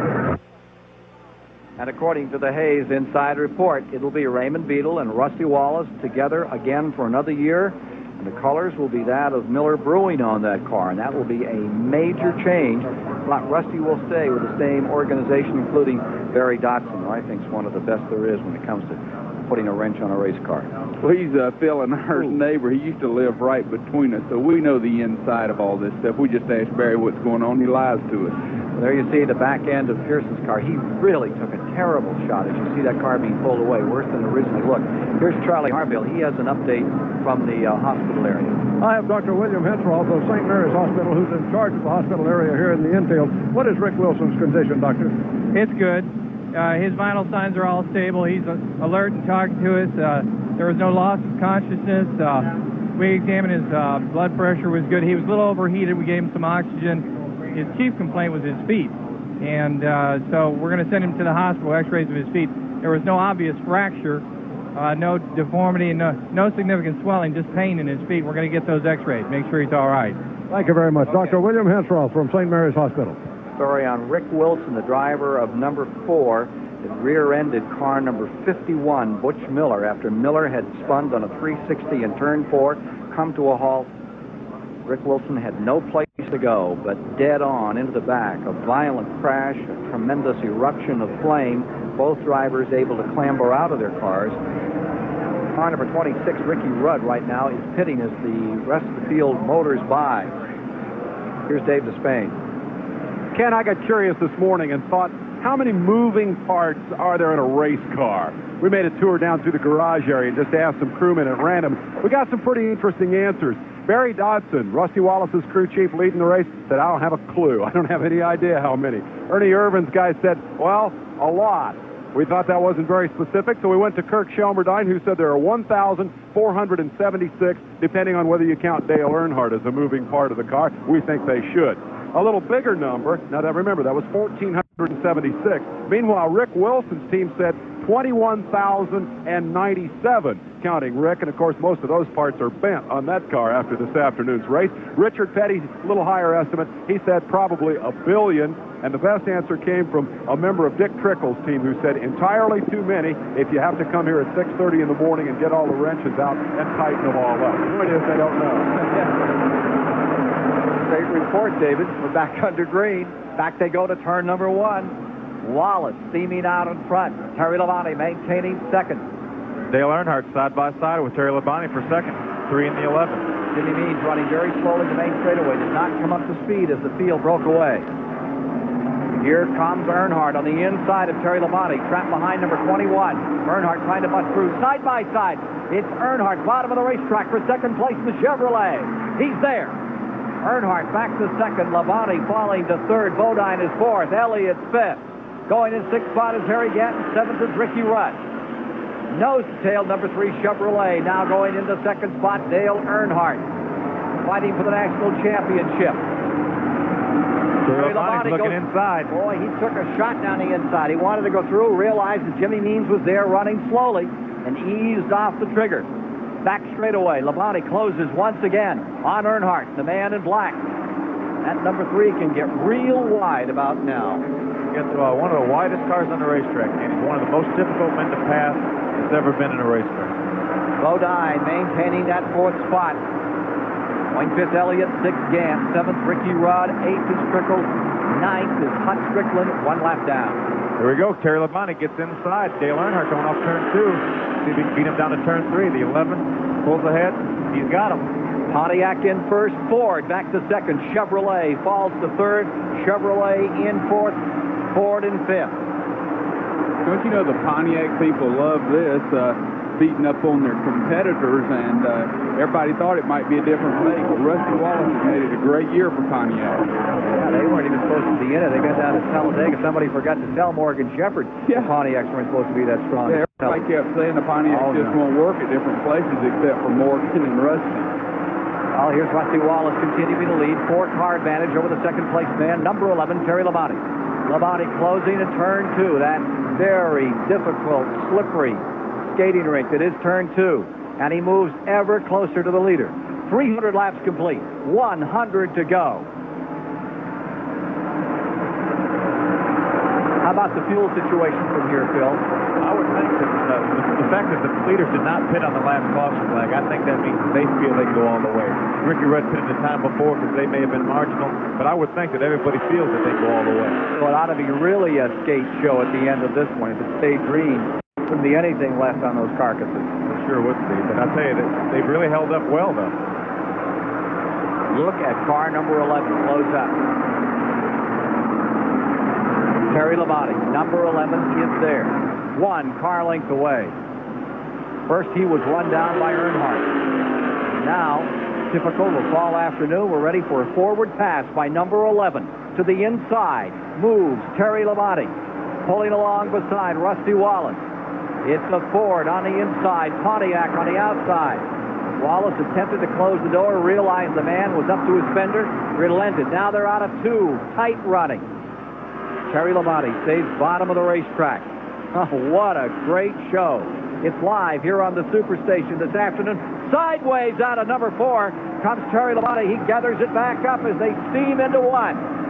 Now into turn 2, which is one groove wide. 2 cars side by side. Wallace with the advantage by just about a fender. Now you're telling me that's fun, Phil. This is the fun part of racing? Absolutely. Absolutely. Most fun you can have right here. This is what it's all about. What scares me to death, and have Earnhardt stuck right there behind you, Darth Vader just waiting to lunge on the victims. I mean, do you look over at each other in a situation like this, huh? If you have a long enough straightaway, sometimes you do, just to kind of see what their attitude looks like. See if you want to lean a little bit the next corner. So, Earnhardt drove right by on the outside, and the 11 car pushed right back up. He may have a little problem with the tire or something because he dropped back pretty quick there. To 4th, Bodine 3rd. Labonte dropping off in a hurry. Remember earlier, Junior Johnson talked about a top-end misfire in that car, but he wasn't misfired on our Timex speed track as he ran down Rusty Wallace. He cut a 23:12 lap, comparing to a pole time of 22:2 for Bill Elliott. That's as quick as they've run for about 200 miles here. Suddenly, he has fallen off the pace. So just as we put the Timex speed track on him, Bill Elliott put him in his sights, and Labonte has an obvious problem with the Junior Johnson Thunderbird. Indeed, he does. The 15-time winner is now falling back again. This will put him back into the fifth position, and he's falling back some more. Here's Ricky Rudd pulling up in there. Maybe we can get someone to find out in the pits if he's lost a cylinder, if he has a tire going down. Something is obviously wrong with his car. Sure looks like there's a cylinder off on number 11. The 26th round, saying no brakes. A lot of them have no brakes. I wonder if that's all the story there. Being very tender with car number 11 is Terry Labonte. Falling back through. Well, Butch Miller said his car didn't have brakes, and that's what happened to him. You've heard the story over and over again here at Richmond. I can remember when Richard Petty told us in the old days they'd run 150 laps here. No brakes, period, no brakes. Just none. That was back before the days of disc. Boy, he was running so well. That's really tough. If he can just hang on, though, and catch another caution flag, maybe they can work on the brakes. He's probably boiled the brake fluid is what's happened. If he can just stay in the lead lap till they get a caution flag, they may come and cool him off, put some more fluid in, and he'll be right back going. Let's go to his pit, down to the number 11 pit area. Junior Johnson. Junior, what's happened to the car? Well, when he was going up there going after Winston, for some reason the brakes went away. He either busted a wheel cylinder or something other. And one of the brake calipers. That's all it could be because he don't have no pedal at all. Is there anything you can do about that? Well, there's no way we can fix it. We just have to ride it out. Junior Johnson, tough day for the number 11 Budweiser car. There's a serious contender that will not be around at the finish of this one as Wallace sets the pace with his old buddy Dale Earnhardt right there in second. That's wild that those three guys are right there together. Rusty Wallace, Dale Earnhardt, and Jeff Bodine, those three running right together. This could be an exciting shootout. But more than that, don't forget who's fourth. Bill Elliott in number 9. And remember, he has a $152,000 bonus on this race. He won the pole in the skins game from Unocal. And if he can just pick up 3 spots, it sure can happen. He's going to pull it off today. Big money here at Richmond International Raceway. There he is, maintaining 4th, trying to shoot down Jeff Bodine, Dale Earnhardt, and leader Rusty Wallace. 4 in a minute. We're back with you live at Richmond International Raceway, working lap 320 with Rusty Wallace in front, Bodine in second, Earnhardt falling back. I'd like to have you see what happened in lap 316. This is lap 316. This is the battle that was going on for second spot. This is Bodine on the inside in turn 3. Guess who's on the outside? Just one solid wrap. Just ever so gently. Now, since then, it looked like a tire has flat-spotted and Earnhardt has lifted a little out there and come out of it where he may be waiting.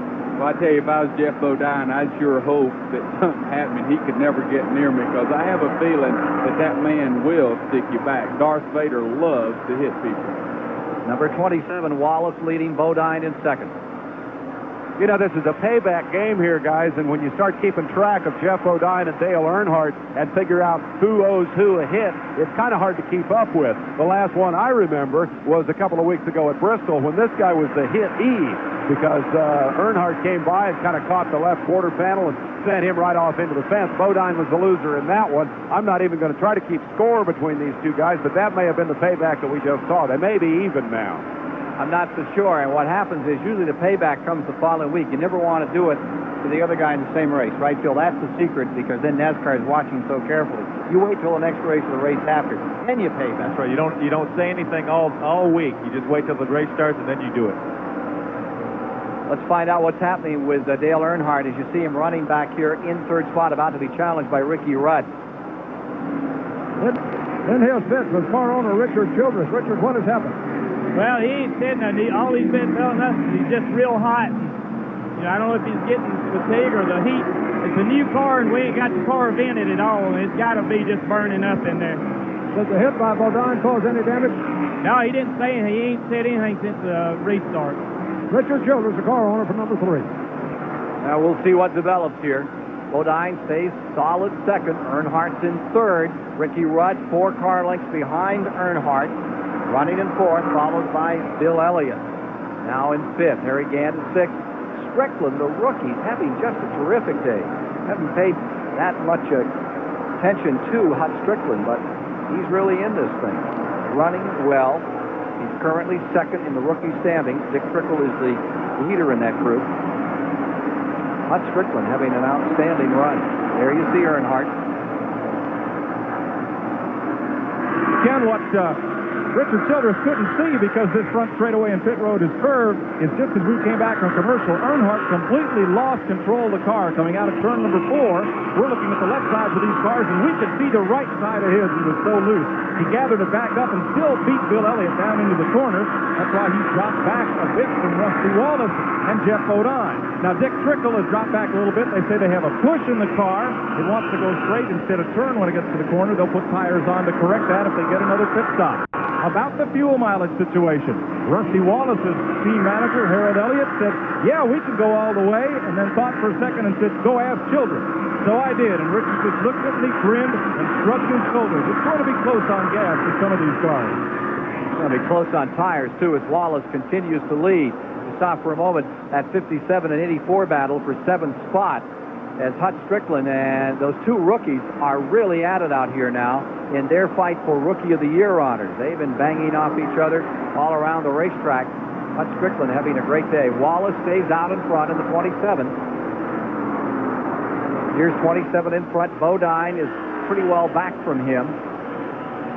He's back about, 25, 30 car lengths at the present time.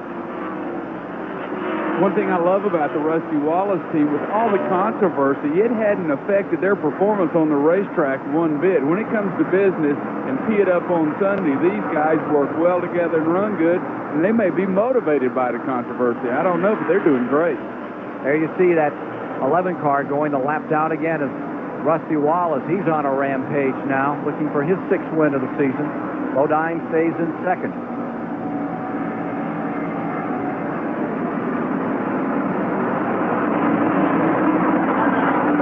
Car number 9, Bill Elliott, is slowing down. Elliott is slowing down, and rather dramatically here. Coming down off the pace, down in turn 1. It looks like Bill definitely lost the cylinder, because he went through the corner pretty fast, but down the straightaway, Darrell just drove away from him, put about 10 car lengths on him. So I would say Bill Elliott lost the cylinder. So Bill Elliott is falling back now, and that chance for $152,000 seems to be going away. 333 laps complete. Rusty Wallace in a title battle with Dale Earnhardt. How do you compare to him as a driver, Rusty? He'll run good at North Wilkesboro. He'll run good at Martinsville, just to name a few. But then again, I run good at all those. I run exceptionally well at all those tracks. We're here at Richmond, where I don't know what's going to happen. I know I won the race there last time, and he didn't run too good. But then I also know they had an older car. Now he's got the new Chevrolet Illumina, which I think is a better car. It's going to be a knockdown drag out to the end. Let's go to Mike Joy. Bill Elliott is on pit road, Ken, and when the hood goes up, so do his chances of all that bonus money. It is something in the engine. They're taking the hose over to cool Bill down. I thought that was for the motor. It's not. They're working with the distributor, which on the Fords is mounted on the front of the engine, taking off the cap to see if maybe the rotor is broken. Nope, they'll put it back on, but Elliott has lost the fire in at least one cylinder.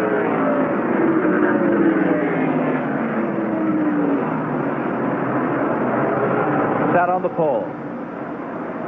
But again, that skins game proves to be a toughie. The last man to win in that particular endeavor was Rusty Wallace back in March.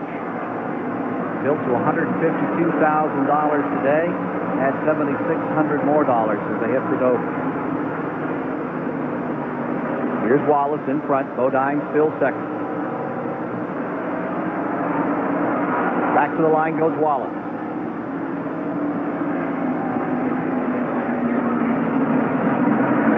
Great battle in sixth place among the rookies. That's continuing around the racetrack. Here's car number 84 and 57 in that struggle. That's Dick Trickle in the 84 leading the point battle. And here's Strickland just getting back around him again. They've been like this, and here comes 84 back on the inside. Hut Strickland in number 57 and Dick Trickle in 84. This is the battle for sixth position on the racetrack. And now Trickle is coming out of it. He gets a low line off the corner. Hut Strickland settling down and running a terrific race. Yeah, we were joking in the driver's lounge in Bristol a couple of weeks ago, and Darrell Waltrip said, if Dick Trickle can be a rookie, I'm going to run my dad for Rookie of the Year next year. He said he's only 60 years old. Well, he doesn't claim to be 60. You know what a lot of people don't realize? Hut Strickland's father-in-law is one of the greatest racers that ever lived, Donnie Allison. Let's go to Mike Joy. Bill Elliott's engine will not refire, Ken. They put that distributor cap back on, took the air cleaner off, looked at the carburetor. It wouldn't fire at all, so Ernie just kind of dropped the hood in disgust, and they're going to push Elliott back to the garage area. Bill Elliott out of the race. $152,000 will not be spent today. And the struggle continues for sixth spot. This is a dandy. Strickland in the 57. And Dick Trickle, the old Midwest short track star. Here's Trickle back down on the inside again, and that's the Vola car, and 57 motors away another time. They've swapped that position about 6 times the last 15 laps. They're having just a dandy scramble. Remember, Trickle is first in the rookie standings. Strickland is second. There are now 342 laps complete. Running behind them, 8th position, 1 lap down, Neil Bonnet. They're both on the verge of being lapped. The 27 car, Rusty Wallace, is coming hard and seems to be working much better, so it'll be interesting to see if he can drive by these cars. Here they are, out of turn 4, the 2 rookies up for Rookie of the Year honors, which is a pretty big moment at the Waldorf Astoria in New York each December, NASCAR Awards dinner. And there's Wallace, the 27, trying to put them a lap down. All of a sudden, Wallace has the perfect combination, but how soon that can go away on this track, Phil? Well, it sure can. We know how strong Dale Earnhardt was in the middle portion of the race, and then he got a little bit behind on the restart, getting a little hot in the car, and now he's a third-place car, about a good, strong front straightaway behind the leader. So the thing can change. So if we can get another caution flag, it could be anybody's race. Is this a little dicey for Wallace as he moves up on these 2 guys who are fighting so hard a little further back? I don't think Rusty Wallace grew up racing against Dick Trickle, so he knows what to expect from him. Hut Strickland may be a bit more of a surprise, but I don't think there'll be any trouble at all. I think we would do a disservice here if we left Richmond, Virginia without talking about this car and this driver. Lenny Pond is at the wheel of the number 90 today, and that car is owned by Junie Dunleavy, who's been racing NASCAR for 40 years now. Lenny hadn't driven a race in this series for 2 years. He drove this race 2 years ago, and the last time before that was 2 years before. So this is only his first race, or his second race, we should say, in 4 years. And there's Junie alongside. The team ran out of money in April and said, that's it, unless we can find find a sponsor, we're all done. And then it came time to go to Richmond, and the old Warhorse said, we got to get out there and give her one more try. So he called Lenny and said, you want to drive my race car? And Lenny said, sure. Went out and ran a short track at South Boston out on the other edge of town here and said, okay, we're ready to go. Last time I checked, they were running 19th. More power to you, Junie and Lenny. Hang in there. Great story on Lenny Pond, car number 90, the Virginian. Well, car number 57, Hut Strickland's had his hands full here just recently in turn 2. Sure has. After they got lapped by Rusty Wallace, Dick Trickle finally said, hey, I've got to get by him. And they went in turn 1, and Trickle slid up into him a little bit, got him up out of the groove, and drove away. So now, as matters stand, Dick Trickle has taken over in 6th. Hut Strickland has fallen to 7th in that rookie battle as Wallace continues to lead overall with Bodine 2nd, Earnhardt 3rd, Ricky Rudd 4th, and Harry Gant 5th. Trickle stays 6th. Strickland 7th. Bonnet lap down, and now, of course, we have Trickle and Strickland going a lap down. So that leaves us with 5 cars in the lead lap as this man continues to run like a vacuum cleaner, sucking up everything around the Richmond International Raceway. Wallace looking for his 16th career win. He comes now to the end of his 4th season. It's been a rather cantankerous affair with Raymond Beadle. Maybe back next year. Of course, that's according to John Hay. Or Johnny Rumor Mill.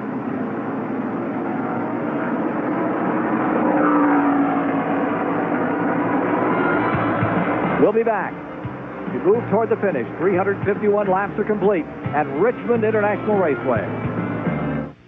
The 400 laps are now complete here this afternoon at Richmond International Raceway. I'd like to thank Bill Parsons for being alongside. He's headed back to the infield over there to pick up the family after he's had not so much fun this afternoon. Had a good time up here, he said, but that second turn took a big chunk out of his race car today. We're watching 27, Rusty Wallace continuing to lead over Jeff Bodine, who at this point is closing. Here's a story from the pits from Mike Joy. I'm a Rusty car on a Raymond Beadle. There's been a lot of controversy here, but Raymond, you've got a good bunch of guys. I'll tell you, World War III broke out right here today. Your guys would still be out there single-minded focused trying to win these races. Yeah, we're still trying to win. We didn't give up. We spent the first half of the race trying to make up, where they said Rusty jumped, but this AC Mobile 1 Pontiac, we just can't give up. And all day long, this proves that if you don't give up, you can come back to the front. Well, now, the rumor mill says it's looking more likely that you and Rusty will be together again next season. Any comment? I think there's a good chance of that. Raymond Beadle, who owns the race car that currently leads. Here is Rusty Wallace in front. Bodine trying desperately to close some ground here. The interval has stretched out a little, and here goes Wallace around number 28, Davey Allison. Davey is currently being shown in 11th, 2 laps down to the leader. Bobby Hill has just pitted, as has car number 6, Martin Martin, who was involved in an early incident today. Half the field, 18 cars, remain in competition. Let's check into Jeff Bodine's pits. The crew chief here. Waddell, are you having any problem? Everything all right with your car? And can you tell me what they want? Well, I didn't get the question, but the cars seem to be running good right now. The big question is whether we'll make it on fuel. But we got to gamble with the rest of them. So, we'll just have to wait and see if the caution comes out. If not, we're going to try to make it to the end. Waddell, you answered the question. Thanks very much. Waddell Wilson, the man with car number 5. And here is Jeff Bodine in that second spot. Earnhardt is maintaining 3rd. Wallace continues to streak around this speedway with the lead. 10 lead changes among 7 drivers thus far. Well, I think we know that Bodine's going to have to gamble. They're not sure if they can go all the way. It'd be interesting to find out if Rusty knows for sure if he can go all the way. Indeed, if we can find out about Bodine and Wallace as to whether or not that we've heard about the Bodine car and need to hear a little bit more about Rusty Wallace's efforts out there in that number 27. There's the 5 getting around Davey. See the tire mark on the side of that. Here's Mike Joy. Ken, everybody here has a can of gas ready. Now, Harold Elliott is still exuding confidence, but he's a good bluffer. I think that all 3 leaders are going to have to make a stop. They won't say, because they're all pitted right next to one another. But I think they'll all be in before this is over. This is the first time we've run more than 40 laps in a row under green all day today, so no one really knows what kind of gas mileage to expect out of a full tank. And 364 laps are now complete, Mike. Get down into the final moments of this one. Holding on is Rusty Wallace in the 27. You know, for years he seemed kind of mild-mannered when he first came on the Winston Cup circuit. We asked him about his aggressiveness, and he said, I had to admit it, Dale was the one who got me started. He agitated the heck out of me. He said, hey, you got to win a championship, you got to run like this. Get out there and let it hang out. Go like hell. Heck, when I got to bash indoors, it kind of got to be fun, said Rusty. I got to doing that stuff and getting away with it, and I got to thinking I can do this, and I've kept it up. Dale brought out in me something I didn't know I had. It got to where he was one of my biggest fans. And he keeps saying to me every race, come on, man, just get out there and kick butt if you want to win the championship. So this year, of course, Earnhardt is number 1 by just a few scant points over Rusty Wallace in second, 73 points behind, and those two will decide it between here and Atlanta with that big race at Charlotte upcoming. I wonder if Earnhardt wishes he hadn't given him quite so much advice. Well, I think Earnhardt probably was just trying to take a little pressure off himself if he could get somebody else that aggressive. Go beat people up? Yeah, you go beat them up and they'll quit looking at me. Jimmy Means is now pitting car number 52. He's been running in 13th position. He's in. There you see Neil Bonnet. There's Harry Gantz, number 33. He's running in the 5th position. With him is the number 7 of Waltrip, a lap down. The 17 of Waltrip in 9th position. Harry Gantz slowed off the pace a little bit, and he's not that far from being lapped. Rusty Wallace is just a few hundred yards behind him and gaining quickly. Harry's car just doesn't seem to be working as well as it was.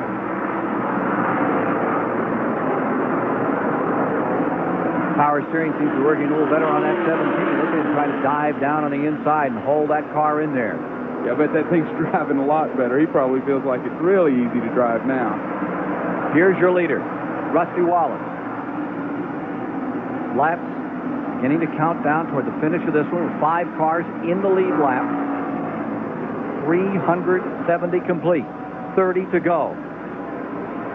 Well, this is a situation where Harry Gant would really love to get a caution, get a new set of tires on, because he's just on the verge of being lapped, and this could put him in trouble. What about the number 5 car? Here's the 33 car of Gant, which is running in 5th, and the 5 car of Bodine. I bet the rubber's a little thin on that one now, well, too. But Bodine is still closing the gap. It's, I tell you, he appears to be running down. If Rusty gets slowed in traffic trying to get around Harry Gant and Darrell Waltrip, boy, Bodine could make a big jump, maybe make a race out of this. When they start running side by side, they're not going to let Rusty just drive by. All right, let's take a look at who's out of this race. That's a big story here today. Half the field has fallen by the wayside. Dale Jarrett out early, Phil Parsons out early, Brett Bodine, Kyle Petty, J.D. is retired, Jimmy Spencer's gone, Morgan Shepherd is out, Sterling Marlin lost an engine, Billy Hagan car. Goes on and on. Richard Petty, Ernie Irvin had bad luck here today. Derek Cope, Larry Pearson had a hard crash. And of course, biggest crash of the day, Butch Miller and Rick Wilson in a terrible crash up here at turn 4, but both drivers seem to be okay. And Bill Elliott has just retired, ending the hopes of the folks that cheer for the man from Dawsonville.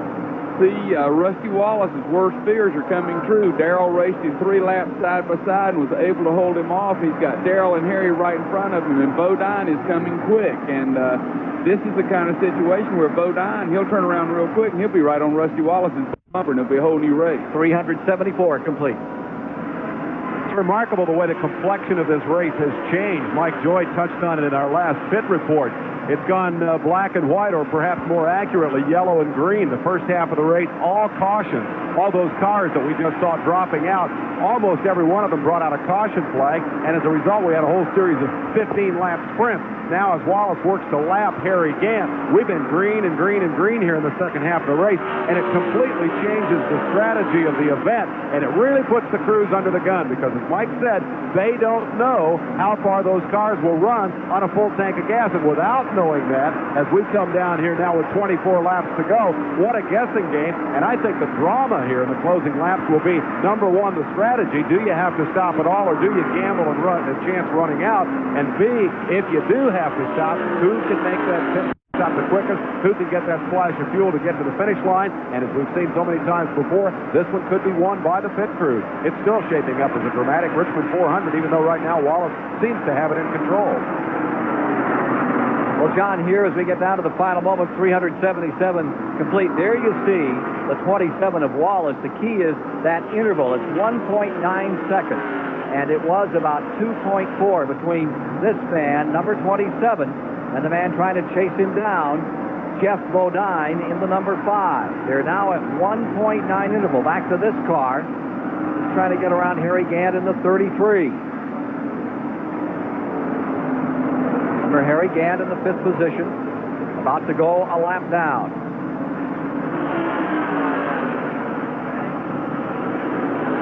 Here's Harry Gant getting lapped by Jeff Bodine in 2nd spot. Finish of Richmond shortly. Communication Center, the numbers game of Winston Cup stock car racing. Took a look at the standings. Earnhardt the leader, Rusty Wallace trailing him by 73 points. A key statistic on your screen just a moment ago. Wallace has now led 177 laps. That's more laps than Dale Earnhardt. That's a 5-point bonus. Wallace is currently your leader. Earnhardt is 3rd. The difference in points between 1st and 3rd is 10 points. So, if the race ended right now, Wallace would have nibbled 15 points off the lead of Dale Earnhardt. And if he can do that at the rate of 15 points a race down to the end of the season, he'll be the champion. The difference coming in, just 73 points. The prize, a cool $1 million. Let's see if he can do it. Let's go back to Ken Squire. Bodine has just nipped almost a full second away from 27 Wallace's lead. It was 1.9. It went to 1.6. Now it's a second or less as Jeff Bodine reels in Rusty Wallace with 386 laps complete. As we came back from commercial, you saw Bodine, or rather Wallace, take a shot at moving underneath Waltrip and getting nipped there going in the corner. He had to back out of it. He still hasn't accomplished that feat of moving around and lapping Darrell Waltrip. And therefore, here sits Wallace in the 27 on the lead, but the interval is now less than a second back to Jeff Bodine closing upon it. Earnhardt lies 3rd, Rudd is 4th, Gant is 5th, a lap down. We have one car just scraping the wall. Neil Bonnet in the number 21 up high in turn 4. No caution out. 388 complete this time by. Here's your leader, Wallace, looking for his 16th win, trying to win that national championship, fighting with his friend Earnhardt for that top honor that's worth $1 million bonus at the end of the year. Does he believe his team is the one to beat for the championship in '89? Earlier he said, yes, I really do. He says, we can control our destiny. This is a championship team, and we're not going to be denied in 1989. Earnhardt and Wallace, both strong runners on tracks of this nature. Ought to be a great finish to the year. Watch this almost disaster going down the back straightaway. I think that's Bonnet's number 21 getting up in the marbles, and he just about loses, able to gather it back up and keep on struggling. And that's the same turn he said a blind hog could drive through earlier to us. So everybody gets a little tuckered out there. 10 laps to go. Mike Joy, what about fuel? Ken, most all the top teams use a computer to plot fuel and tire mileage. The computers of 2 of the 5 cars in the lead lap indicate they'll be out of fuel before this race is over. But of course, a computer is only as good as the information programmed into it. There's a lot of cross fingers here in the pit lane. Back to the old cross finger trick. You know what's ironic? Jeff Bodine and Rusty Wallace got together to dash Rusty Wallace's hopes, and here they are racing for victory at Richmond. Here's Bodine, his best finish previously on the racetrack, 6th in 1987 in this race.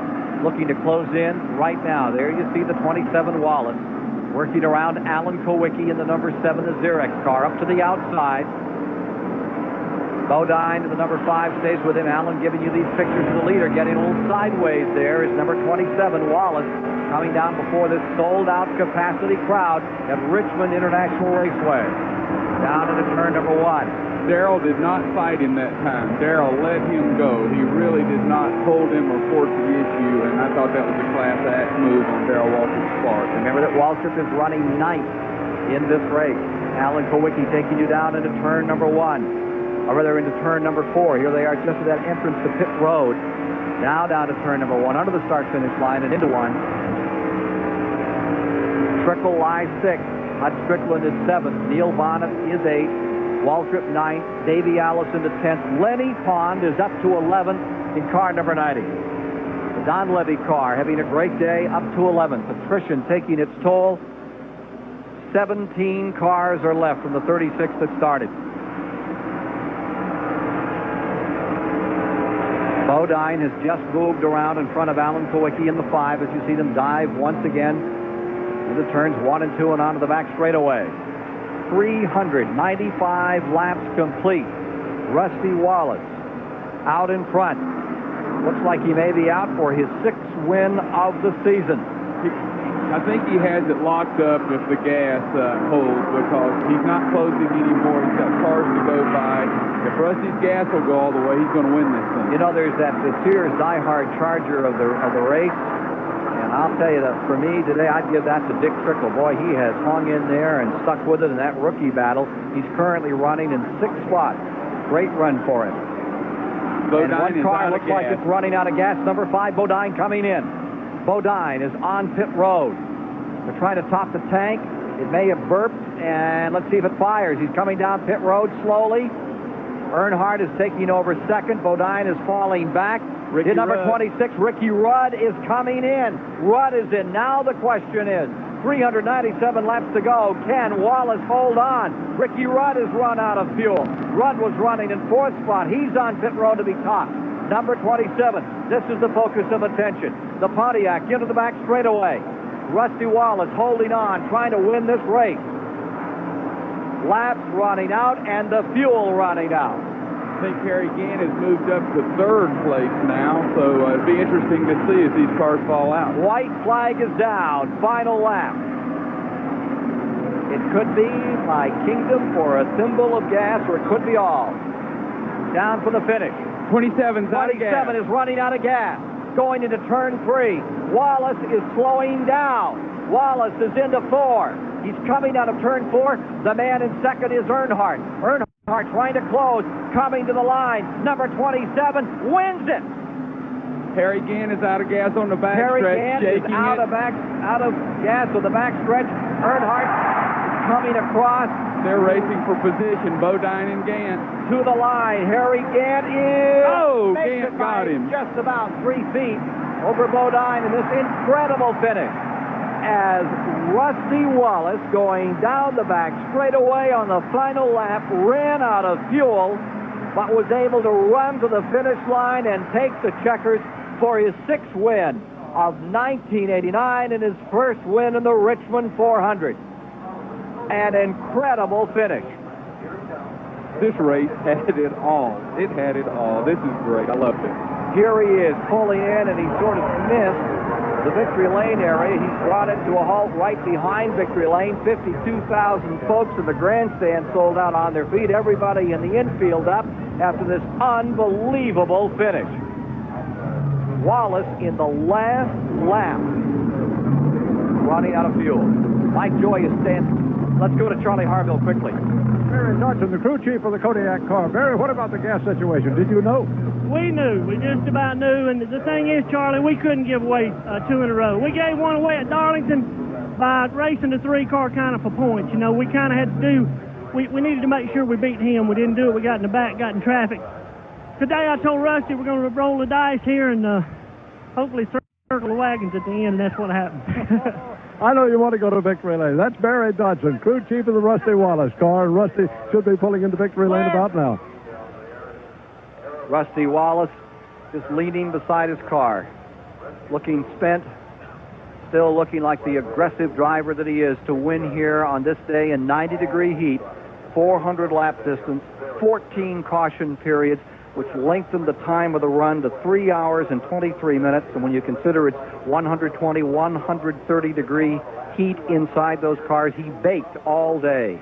But he sure baked himself a great victory cake here at Richmond before this very discerning audience that loves this sport as they have for half a century. And here you've seen just an incredible run, and he is totally exhausted, probably badly dehydrated, trying to get himself back together. Rusty Wallace to greet all the folks in Victory Lane. An outstanding race, and right at the moment, that heart stopper when he ran out of fuel but was still able to get it to the line. We'll be back to meet Rusty Wallace, today's winner at Richmond here on the Superstation after the strange day here at Richmond International Raceway. And stranger still in Victory Lane, Rusty Wallace has been lying on the ground beside his car. He's just come back to his feet. Barry Dodson standing there to congratulate him. Going to meet him in a moment, but let's go to Mike Joy. Well, Rusty Wallace has been drenched. It's not been a champagne shower yet, but I'll bet the cold water felt good. Tom Cruise is going to make a movie about stock car racing. I don't think he has to. I think he could just shoot today's. What a finish. It was a great finish, boy, I tell you. The crew did an outstanding job, and I'm going to tell you, this is the hardest I've ever drove in my life. This is the farthest I've ever extended myself. Call me a wimp, whatever you want. I'm give out. I'd like to thank Pontiac, Kodiak, Mobile One, AC Spark Plugs, and all the sponsors that helped make this possible. The Goodyear Radio performed flawlessly throughout the day.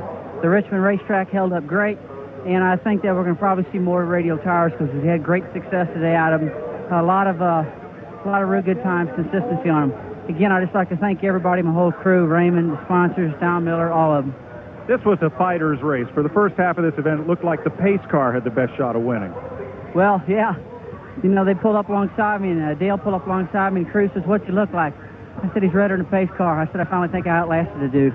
He's beat me in the ground every race. I think I got him this time." Patty Wallace, has there ever been a longer lap than that last one for you? Oh, not at all. I was a nervous wreck. I'm so glad it's over.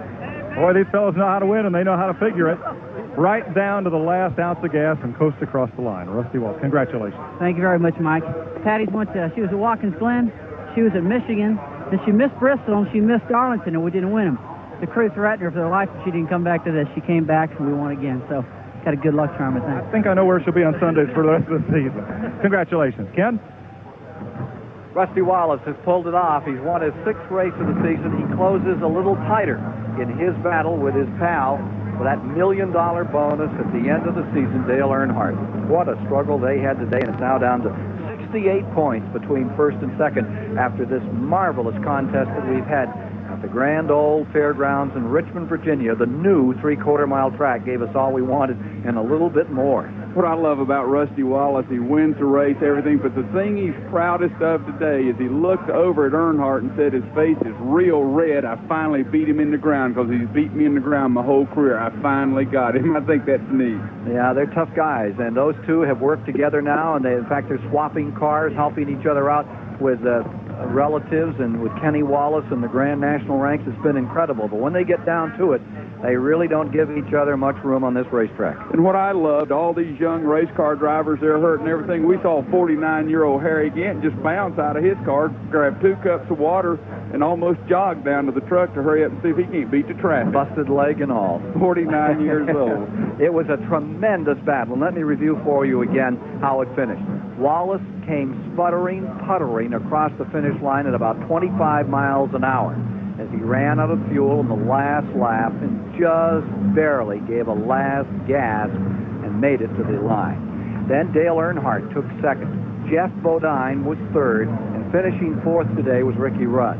1 lap down, and fifth was Harry Gant. Darrell Waltrip sustained for 6th position today after having trouble with his power steering in the contest. Neil Bonnet held on to an ill-handling car at the end of the event that almost stuffed him in the wall to get 7th. And Dick Trickle, out of Wisconsin Rapids, Wisconsin, came home 8th. Hut Strickland had a tremendous race and finished 9th today. Davey Allison, last year's winner, was 2 laps down at the end in 10th. And Lenny Pond, the Virginian. What a grand day for Junie Donlevy. They came back to finish 11th. Terry Labonte was 12th. Bobby Hillen Jr. wound up in 13th. Lake Speed finished this one. He came home in 14th position. Then Alan Kowicki, who was down and out early in the event, came back, stuck to it, and finished 15th. If there is a stick-to-itiveness award, give it to Alan Kowicki for his effort today. Dave Marcus came home in 16th, Mark Martin in 17th, and those were the cars running when the event was completed. We've gone through the attrition several times. The major crash of the day was in turn 4. It wiped out the hopes of Rick Wilson when he rear-ended a car that had spun, driven by Coopersville, Michigan's Butch Miller. It erupted in flame 50 feet in the air. They took Rick Wilson to the hospital to check his feet, but he's okay. He was verbal, he was conscious, and reminding everybody at home that he was all right. Both of them lost cars. For Butch Miller, it's a severe loss. He came with a car that he has driven all season in Grand National Racing. This was his 8th performance in the Winston Cup competition, I should say. So that's really a tough lick for him. We're going to take a break for a commercial announcement, then be back with more of the story and meet more of the champions. here of the Richmond 400. On the Raceway, it is all over. The dust is settling, and it's time to regroup a little and figure out who did what today. Bill Elliott started this race on the pole. Had he been able to go on and win the race, he had a $152,000 bonus coming. He didn't get that because of apparently an ignition problem, but he did win Timex Speed Track computers for all the members of his crew. Bill turned the quickest lap of the race at 22.99, 117 miles an hour, 117.44 actually, as we calculated it here with our Timex Speed Track. As the fastest lap in the race, Bill, as we said, earned one of these for every member of his pit crew. Consolation prize at best. They were looking for that big money today, and they'll take another shot at it next week. Let's take a look at the True Value Hard Charger points here, because those have certainly scrambled a little bit here today.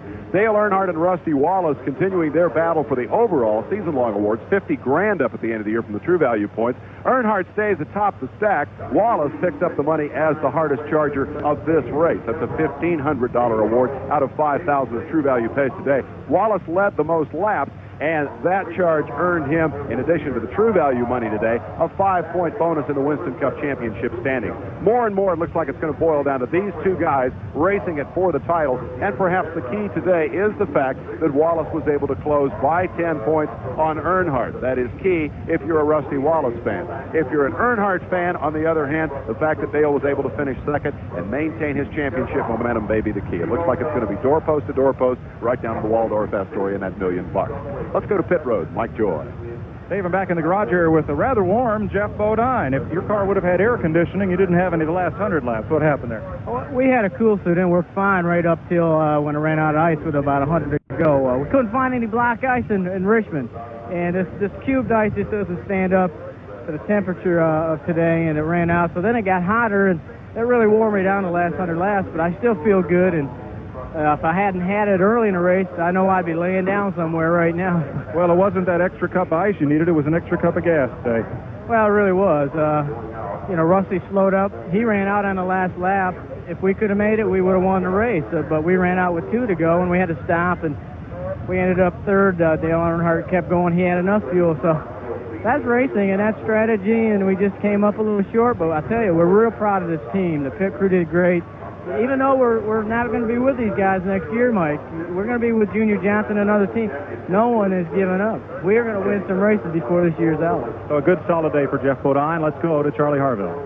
I'm standing behind the truck of Dale Earnhardt. Dale is inside, having removed some clothing and still cooling down and still being attended to overcome the effects of the tremendous heat here this afternoon. You heard the effects on many of the drivers, but Dale's okay, and a second-place finish for him and an excellent effort today for his team.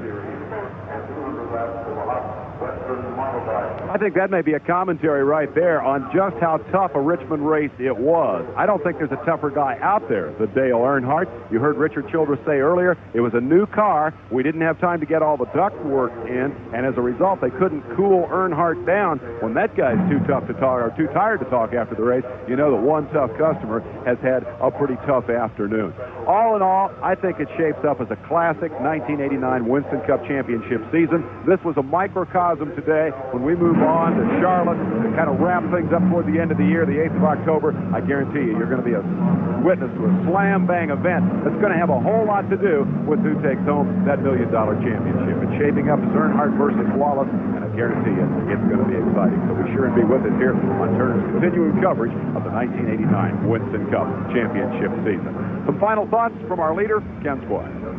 14 cautions, 88 laps under caution today, 83-mile-an-hour average. Told a lot of the story of this race, John.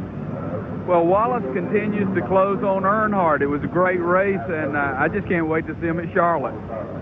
Earlier this year, Clyde Bolton wrote in the Birmingham News of this fellow Rusty Wallace that won. He said if it were the Miss America contest he were in, he'd be Miss Congeniality hands down. He's been a controversial figure this year, but that's how Clyde saw him, even with stubble on his chin. He says, Wallace has said, I think I'm friendly, aggressive, outgoing, and reliable. I like to make others happy.